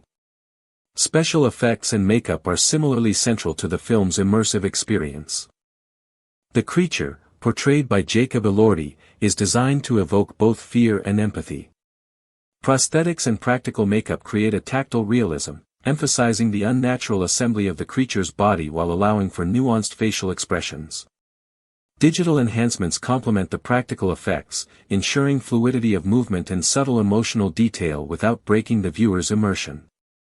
The result is a being who is simultaneously monstrous and human, whose physicality communicates narrative information as much as dialogue. Lightning, electrical arcs, and other visual effects are deployed sparingly but effectively, underscoring moments of creation, confrontation, and revelation. This integration of practical and digital techniques reflects Del Toro's philosophy of cinematic realism blended with mythic storytelling, creating a Gothic world that feels both lived in and fantastical. Music and sound design are critical components of the film's immersive quality. The score employs orchestral textures, thematic motifs, and atmospheric layering to heighten tension and emotional resonance. Deliberate use of silence punctuates moments of isolation, fear, or introspection, allowing the audience to inhabit the inner experiences of both Victor and the creature. Environmental sounds, wind, rain, echoes, and the hum of electrical equipment, are integrated into the musical landscape, enhancing the sense of place and reinforcing narrative motifs. The soundscape is not merely complementary, it functions as an additional storytelling layer, emphasizing Gothic mood, ethical tension, and psychological depth. Frankenstein, 2025, also contributes to the evolution of modern horror and Gothic storytelling. Unlike conventional horror films that rely primarily on jump scares or grotesque imagery, Del Toro's adaptation emphasizes moral complexity, psychological tension, and philosophical reflection. The horror arises from ethical dilemmas, emotional isolation, and the consequences of human ambition, rather than from external threats alone. By foregrounding character development, moral ambiguity, and emotional depth, the film reinvigorates Gothic storytelling for contemporary audiences. It demonstrates that horror can coexist with tragedy, intellectual inquiry, and aesthetic sophistication, expanding the genre's narrative possibilities. The film's production design, cinematography, and soundscape collectively create an immersive Gothic environment that informs audience perception and emotional engagement. Every visual and auditory choice is aligned with the narrative's ethical and philosophical themes, ensuring cohesion between story, mood, and sensory experience. Del Toro's meticulous world-building encourages viewers to inhabit the universe of Frankenstein, experiencing both the wonder and the terror of creation alongside the characters. The resulting aesthetic is a synthesis of historical authenticity, Gothic fantasy, and contemporary cinematic craft, elevating the film beyond conventional genre constraints. Culturally, Frankenstein, 2025, has significant implications. By reinterpreting Shelley's work through a contemporary lens, the film encourages reflection on ethical responsibility in the age of scientific and technological advancement. The narrative resonates with contemporary concerns about artificial intelligence, genetic engineering, and the limits of human intervention in natural processes. It frames these modern anxieties within the Gothic tradition, demonstrating the timelessness of Shelley's questions about creation, responsibility, and humanity. Furthermore, the film's success illustrates the enduring appeal of Gothic narratives that combine horror, philosophy, and psychological depth, suggesting new directions for both mainstream and art-house cinema. Audience reception has highlighted the film's ability to balance spectacle with introspection. Critics and viewers alike have praised its performances, narrative ambition, and production values, noting that it transcends traditional horror while remaining emotionally and visually compelling. The film has sparked discussion about the ethical implications of creation, the moral responsibilities of scientists and creators, and the nature of empathy and understanding. Its release on Netflix ensures broad accessibility, enabling cross-cultural engagement with its themes and aesthetics. This global reach amplifies the film's cultural impact, allowing it to influence perceptions of Gothic storytelling, moral inquiry, and cinematic horror on a wide scale. In addition to the primary characters of Henry Frankenstein, Elizabeth, and the monster, the supporting characters in the film contribute significantly to both the narrative and the thematic depth. Dwight Frye's portrayal of Fritz, the hunchbacked assistant, exemplifies the duality of horror and comic relief. Fritz is both a source of tension and inadvertent tragedy, his clumsy actions, including the selection of the wrong brain for the monster, serving as catalysts for the unfolding disaster. Frye's performance is highly expressive, relying on physical gestures, manic energy, and exaggerated facial expressions to convey both humor and menace. Fritz is emblematic of the human flaws that exacerbate the consequences of Henry's experimentation, impulsiveness, cruelty, and a lack of foresight. Through this character, the film underscores the narrative principle that human error, combined with unchecked ambition, can produce devastating results. Edward Van Sloan's portrayal of Dr. Waldman provides a moral and intellectual counterbalance to Henry Frankenstein's obsession.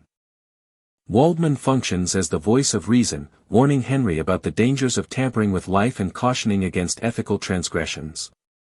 Van Sloan's measured, deliberate performance conveys authority and gravitas, embodying the ethical framework against which Henry's hubris is measured. The interactions between Henry and Waldman illustrate a central theme of the film, the tension between the pursuit of knowledge and the responsibility inherent in wielding such power. Waldman's role reinforces the moral dimension of the story, reminding the audience that ambition without ethical restraint can lead to unintended suffering. Colin Clive's Henry Frankenstein is surrounded by these supporting figures, whose reactions and interventions highlight the moral and practical consequences of his scientific pursuit. May Clark's Elizabeth, while primarily serving as an emotional anchor, is also a narrative device to reflect societal expectations and human empathy. Her fear, concern, and ultimate survival provide a humanizing counterpoint to Henry's scientific obsession. Through her interactions with Henry and other characters, the film explores the emotional cost of ambition, the fragility of human relationships, and the collateral damage of transgressing natural limits. Elizabeth's presence ensures that the story is not purely a tale of scientific spectacle, but also an exploration of interpersonal responsibility and emotional consequence. Behind the scenes, the production of Frankenstein was marked by both ingenuity and challenge. The creation sequence, for example, required meticulous coordination of set design, lighting, and special effects. The stormy laboratory, with its complex electrical equipment and towering apparatuses, demanded precise timing to synchronize the visual and auditory cues that convey the moment of life's ignition. Reports from the set indicate that Boris Karloff endured long hours in heavy makeup under intense studio lighting, yet he maintained precise, deliberate movements to convey both the monster's physical power and emotional vulnerability. Jack Pierce, the makeup artist, faced the unprecedented challenge of creating a look that would be both terrifying and sympathetic, a duality essential to the film's thematic depth. Pierce's innovative techniques, including prosthetics and layered materials, set new standards in cinematic makeup artistry and influenced subsequent generations of horror films. Another production innovation was James Whale's use of camera movement and perspective to heighten suspense. Whale often employed unusual angles, tilted frames, and deep focus compositions to convey both the grandeur of the laboratory and the psychological states of the characters. These visual strategies created an immersive experience for the audience, emphasizing both narrative tension and thematic symbolism. Scenes such as the monster's tentative exploration of the village, or its first interaction with Maria, use framing and perspective to create a sense of isolation, danger, and empathy, demonstrating Whale's mastery of cinematic storytelling beyond mere spectacle. The supporting cast and extras also contributed significantly to the film's impact. Villagers, guards, and minor characters populate the world in which the monster's existence disrupts the natural order.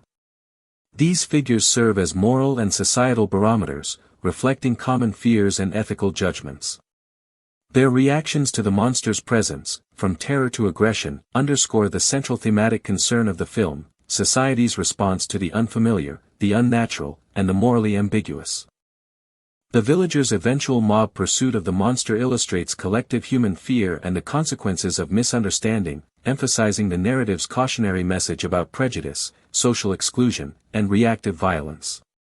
In terms of technological and cinematic innovation, Frankenstein was a landmark in the use of visual effects, set design, and performance to create a compelling horror experience. The film relied on practical effects, including smoke, shadows, and carefully staged electrical arcs, to suggest the power and unpredictability of nature. Whale's direction ensured that these effects were not merely decorative but integral to storytelling, reinforcing character psychology, narrative tension, and moral consequence. The coordination between cinematography, acting, and production design exemplifies the collaborative nature of filmmaking and demonstrates the ways in which technical innovation can enhance thematic and emotional impact. The production also involved considerable experimentation with pacing, suspense, and audience engagement. Unlike many modern horror films, which rely heavily on rapid cuts, loud noises, or sudden shocks, Frankenstein develops tension through the deliberate unfolding of events, character observation, and environmental cues. The monster's movements, the stormy laboratory, and the villagers' escalating anxiety all contribute to a growing sense of dread that culminates in climactic sequences, such as the windmill finale. Whale's approach to suspense, grounded in character psychology and visual storytelling, has influenced countless filmmakers and remains a standard for effective horror narrative construction. Finally, the collaborative efforts of cast, crew, and studio resulted in a film that was both commercially successful and artistically enduring. Universal Pictures' support of the project, combined with Carl Laemmle Jr.'s commitment to high-quality horror production, ensured that the film would have both the resources and creative freedom necessary to achieve its ambitious vision. The interplay between innovation, performance, and ethical storytelling established a model for horror filmmaking, blending spectacle with moral inquiry in a manner that continues to resonate with audiences and scholars alike. Through these efforts, Frankenstein transcended its status as a simple horror film to become a cultural touchstone, a reference point for ethical reflection, and a blueprint for the horror genre itself. Following the drowning of Maria and the villagers' discovery of her death, the narrative of Frankenstein intensifies, shifting focus to the escalating social consequences of the monster's existence. Whale stages the villagers' reaction with deliberate pacing, emphasizing collective fear, hysteria, and moral panic. The camera lingers on the faces of ordinary townspeople, capturing their shock and outrage, and gradually frames the formation of a mob, torches in hand, moving through the fog-laden streets toward the monster's location. This visual strategy not only heightens suspense but underscores the thematic exploration of human fear and the destructive power of misunderstanding. The villagers are not merely antagonists, they are a reflection of societal instincts to punish what is feared, misunderstood, or different, providing a mirror for the ethical questions the film raises about the consequences of alienation and neglect. The monster, meanwhile, continues to navigate the consequences of his isolation and rejection. Whale emphasizes his tragic innocence during these sequences, framing him in open, natural spaces where his gestures are both hesitant and expressive. These wide shots highlight his physical dominance but also his solitude, reinforcing the audience's empathy. Despite his size and potential threat, the monster is depicted as fundamentally reactive rather than inherently violent. He seeks connection and understanding, yet each encounter with humans, particularly the villagers, results in fear, hostility, and, inevitably, conflict. The film's cinematography, combining close-ups and tracking shots, ensures that the monster's emotional state is communicated clearly, bridging the gap between horror and pathos. Henry Frankenstein's moral struggle intensifies as he witnesses the consequences of his ambition. Colin Clive's portrayal captures the nuanced oscillation between pride, guilt, and desperation. In scenes leading up to the windmill sequence, he confronts the ethical weight of his actions, recognizing that the monster's violence is both a direct consequence of his experiments and a reflection of societal reaction. Whale stages these moments with dramatic lighting, isolating Henry in shadowed corridors or the laboratory, visually symbolizing his internal conflict. The juxtaposition of Henry's intellectual prowess with his inability to control the ramifications of his creation reinforces the central ethical theme. Human ambition, when untethered from moral responsibility, leads to tragedy not only for the creator but also for innocent bystanders. The villagers' hunt for the monster is structured to maximize suspense and thematic resonance. Whale intersperses scenes of the mob moving methodically through the countryside with shots of the monster observing from a distance, creating a narrative rhythm that emphasizes tension and inevitability. The use of fog, low-angle shots, and looming natural features heightens the gothic atmosphere, situating the monster within a world both hostile and indifferent.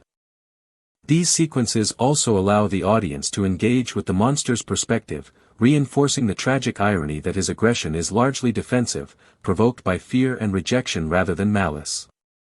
By structuring the narrative in this way, Whale ensures that the horror is not only external but deeply psychological, rooted in the interplay between innocence and societal condemnation. As the narrative progresses toward the windmill, Henry's pursuit of the monster becomes both literal and symbolic. The windmill, a towering structure on a remote hill, functions as a metaphor for human ambition and ingenuity, imposing, isolated, and ultimately vulnerable to forces beyond human control. Whale stages the ascent with careful attention to spatial composition, using tracking shots and high-contrast lighting to emphasize the scale of the windmill relative to the human figures. The monster's struggle within this structure is choreographed to highlight both physical power and emotional despair, with Karloff's expressive movements conveying a range of subtle emotions beneath the imposing exterior. The climactic confrontation between Henry and the monster combines physical action with psychological intensity, underscoring the narrative's ethical and moral concerns while providing visual spectacle. The fire that consumes the windmill serves multiple narrative and symbolic functions. It represents the destructive consequences of human ambition, the consequences of societal fear, and the ultimate reckoning for transgressions against natural order. The visual impact of the flames, combined with the smoke and shadow, creates a dramatic tableau that enhances the thematic resonance of the sequence.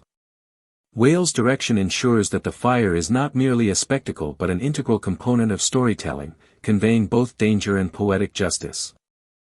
The apparent demise of the monster in the blaze resolves the immediate narrative conflict while leaving space for reflection on the broader moral and philosophical questions posed by the film. The sequences in the village and windmill also demonstrate Whale's mastery of technical and cinematic elements. Jack Pierce's makeup for the monster remains central, allowing Karloff to express subtle emotional states despite the prosthetics and heavy costume. The cinematography, which utilizes deep focus, chiaroscuro lighting, and dynamic camera movement, creates an immersive and emotionally compelling environment. Whale's use of pacing, framing, and editing balances suspense with narrative clarity, ensuring that the ethical and emotional dimensions of the story remain visible amidst the horror and spectacle.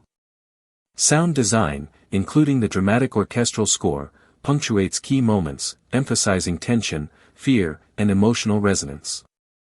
Together, these elements create a cohesive cinematic experience in which narrative, theme, and visual style are inseparable. The cultural and historical significance of these sequences is also profound. At the time of release, Frankenstein contributed to defining the conventions of cinematic horror, particularly in terms of character design, narrative structure, and visual style. The monster's duality, both terrifying and tragic, set a precedent for sympathetic horror characters in future cinema.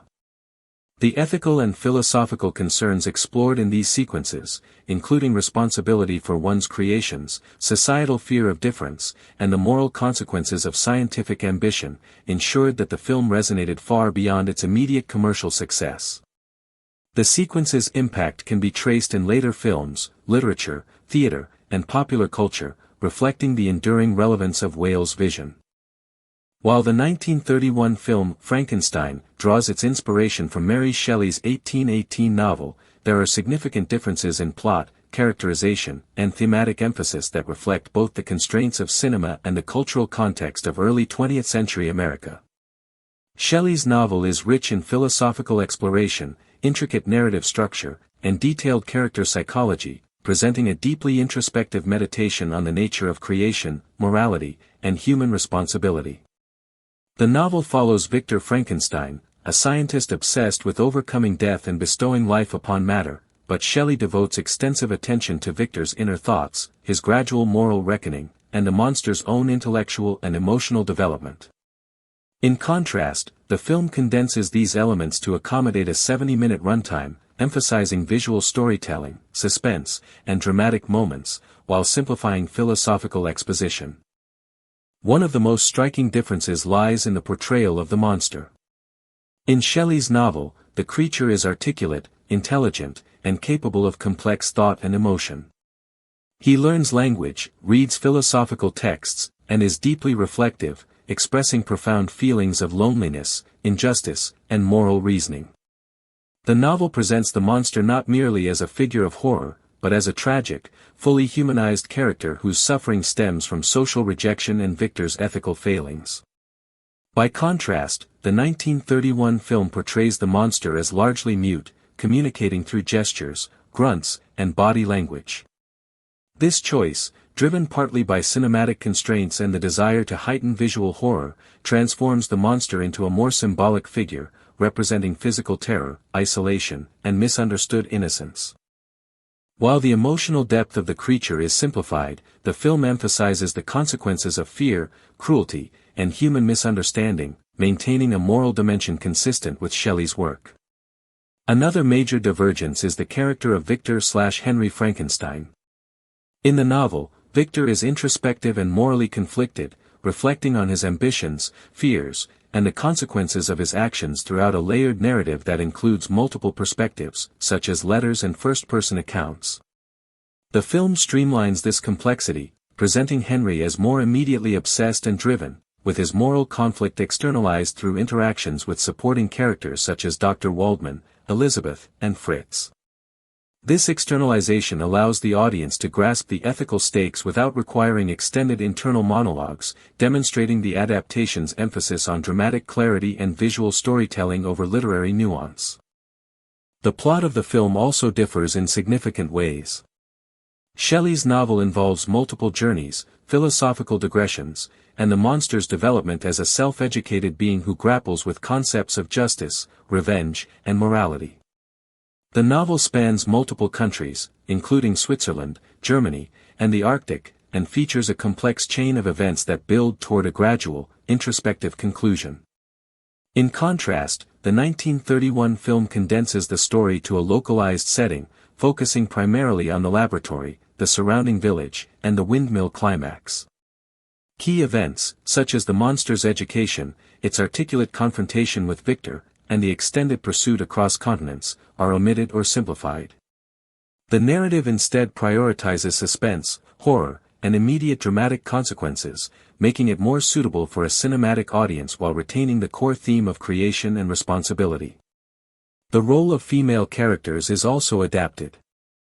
In Shelley's novel, women such as Elizabeth Lavenza, Justine Moritz, and Safie contribute to themes of domesticity, morality, and social expectation, though they are secondary to the philosophical focus on Victor and the monster.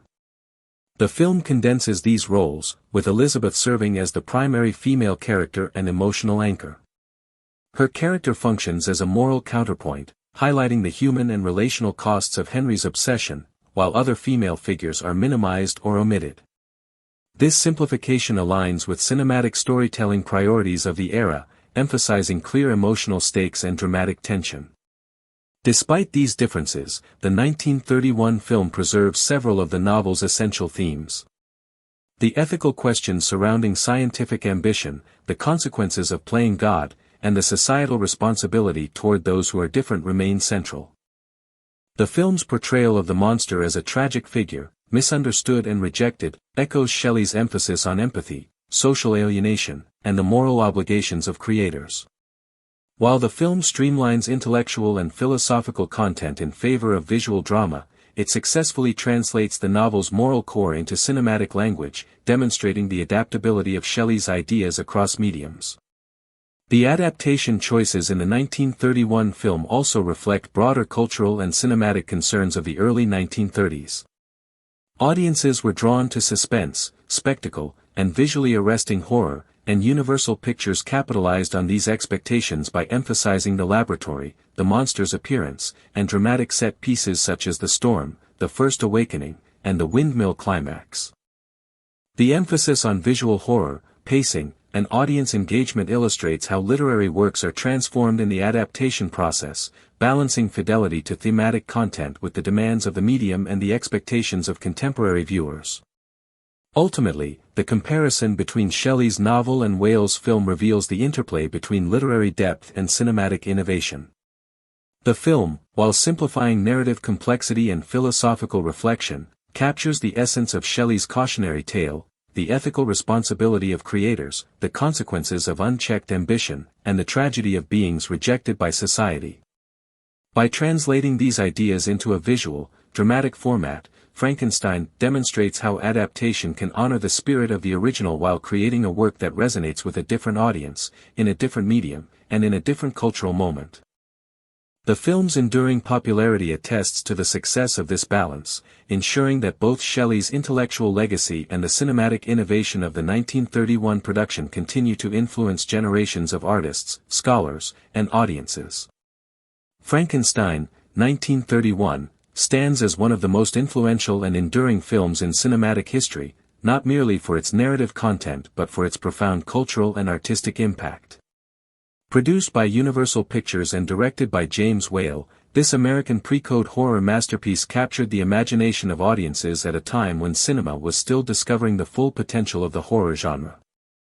The story, while loosely based on Mary Shelley's 1818 novel, deviates in significant ways to accommodate both the visual medium of film and the societal sensibilities of early 20th century audiences. While Shelley's original novel explored complex philosophical questions about creation, responsibility, and the nature of humanity, the 1931 adaptation distilled these themes into a dramatic and visual spectacle, focusing on the horror and tragedy of a single scientist's audacious experiment. The film opens with Henry Frankenstein, portrayed by Colin Clive, as a brilliant but obsessive young scientist. Henry's character is defined by his intellectual ambition and a single-minded determination to conquer the boundary between life and death. Unlike Shelley's novel, which places significant emphasis on Victor Frankenstein's inner struggles, the film externalizes these conflicts through dramatic interactions with supporting characters, his fiancée Elizabeth, his assistant Fritz, and his mentor, Dr. Waldman. These characters act as moral and emotional anchors, reflecting the ethical and societal implications of Frankenstein's experiments. Elizabeth, played by Mae Clarke, embodies concern and reason, frequently questioning Henry's increasingly reckless behavior. Dr. Waldman, depicted by Edward Van Sloan, provides a voice of scientific guidance and caution, warning Henry against the hubris of attempting to rival nature. Henry's assistant, Fritz, played by Dwight Frye, serves a dual purpose. He is both comic relief and an agent of chaos. The film leverages Fritz's character to demonstrate the dangers inherent in tampering with life. His blundering actions, often motivated by fear or mischief, inadvertently exacerbate the consequences of Frankenstein's experiment, particularly in the creation and early development of the monster. The monster itself, portrayed by Boris Karloff, is the central figure of horror and tragedy in the narrative. Karloff's performance is carefully constructed, balancing moments of childlike innocence with terrifying displays of strength and violence. The monster's iconic appearance, characterized by the flat-top head, bolts in the neck, and heavy brow, is the result of meticulous makeup design by Jack Pierce, whose artistry not only shaped the visual identity of the monster but also set a standard for creature design in cinema for decades. The narrative trajectory begins with grave-robbing sequences, establishing Henry Frankenstein's moral transgression early on. Alongside Fritz, Henry collects cadaver parts under the cover of night, highlighting both the macabre fascination with anatomy and the ethical lines he is willing to cross. This early portion underscores the thematic tension between scientific ambition and ethical responsibility. When the narrative reaches the climactic experiment, Whale's direction emphasizes visual spectacle, storm-driven electricity, the dramatic raising of the assembled body on a laboratory table, and accompanying sound effects create a sense of awe and terror. The famous line, "It's alive! It's alive," captures not just a moment of narrative triumph but the broader cultural fascination with the possibilities of scientific discovery, the consequences of playing God, and the inherent fear of the unknown. Once the monster comes to life, the film explores the tension between innocence and monstrosity. The creature's early interactions demonstrate his innocence and naivety. Whale frames these moments with sensitivity, often positioning the monster in natural landscapes or domestic settings to emphasize his isolation and vulnerability. The monster's lack of speech, compensated for by Karloff's nuanced physicality, heightens the tension between his human qualities and his terrifying appearance. Each gesture, each hesitant movement, communicates curiosity, confusion, or emotional response. This careful attention to nonverbal storytelling allows audiences to empathize with the monster, even as he becomes a figure of fear for the human characters. One of the most emotionally resonant sequences occurs during the monster's encounter with Maria, the young girl. Whale stages this scene with a delicate balance of innocence and impending tragedy. Maria's playful interaction with the monster highlights his capacity for human-like behavior, yet the sequence is framed to remind viewers of his immense strength and the potential for unintended harm. The subsequent death of Maria is both shocking and heartbreaking, marking a turning point in the narrative. The monster is no longer merely a curiosity or experiment, he has become a catalyst for human suffering. This scene encapsulates the ethical and moral dilemmas central to the story, the responsibility of creators toward their creations, and the consequences of human hubris when engaging with forces beyond comprehension. The escalating conflict between the monster and the villagers is staged with a combination of spectacle and thematic significance. The mob, with torches and angry cries, symbolizes societal fear of difference and the impulse to destroy what is not understood.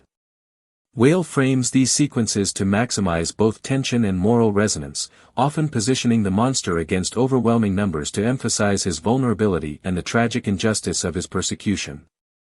The windmill climax, in particular, exemplifies Whale's ability to combine horror, suspense, and visual drama. The monster's final confrontation with Henry and the villagers is shot to highlight both his formidable physicality and his tragic isolation. The destruction of the windmill, while visually thrilling, serves as a narrative and thematic conclusion. The consequences of unchecked ambition are catastrophic, and innocence and monstrosity are inextricably linked in the monster's existence. The supporting characters' arcs reinforce these thematic concerns.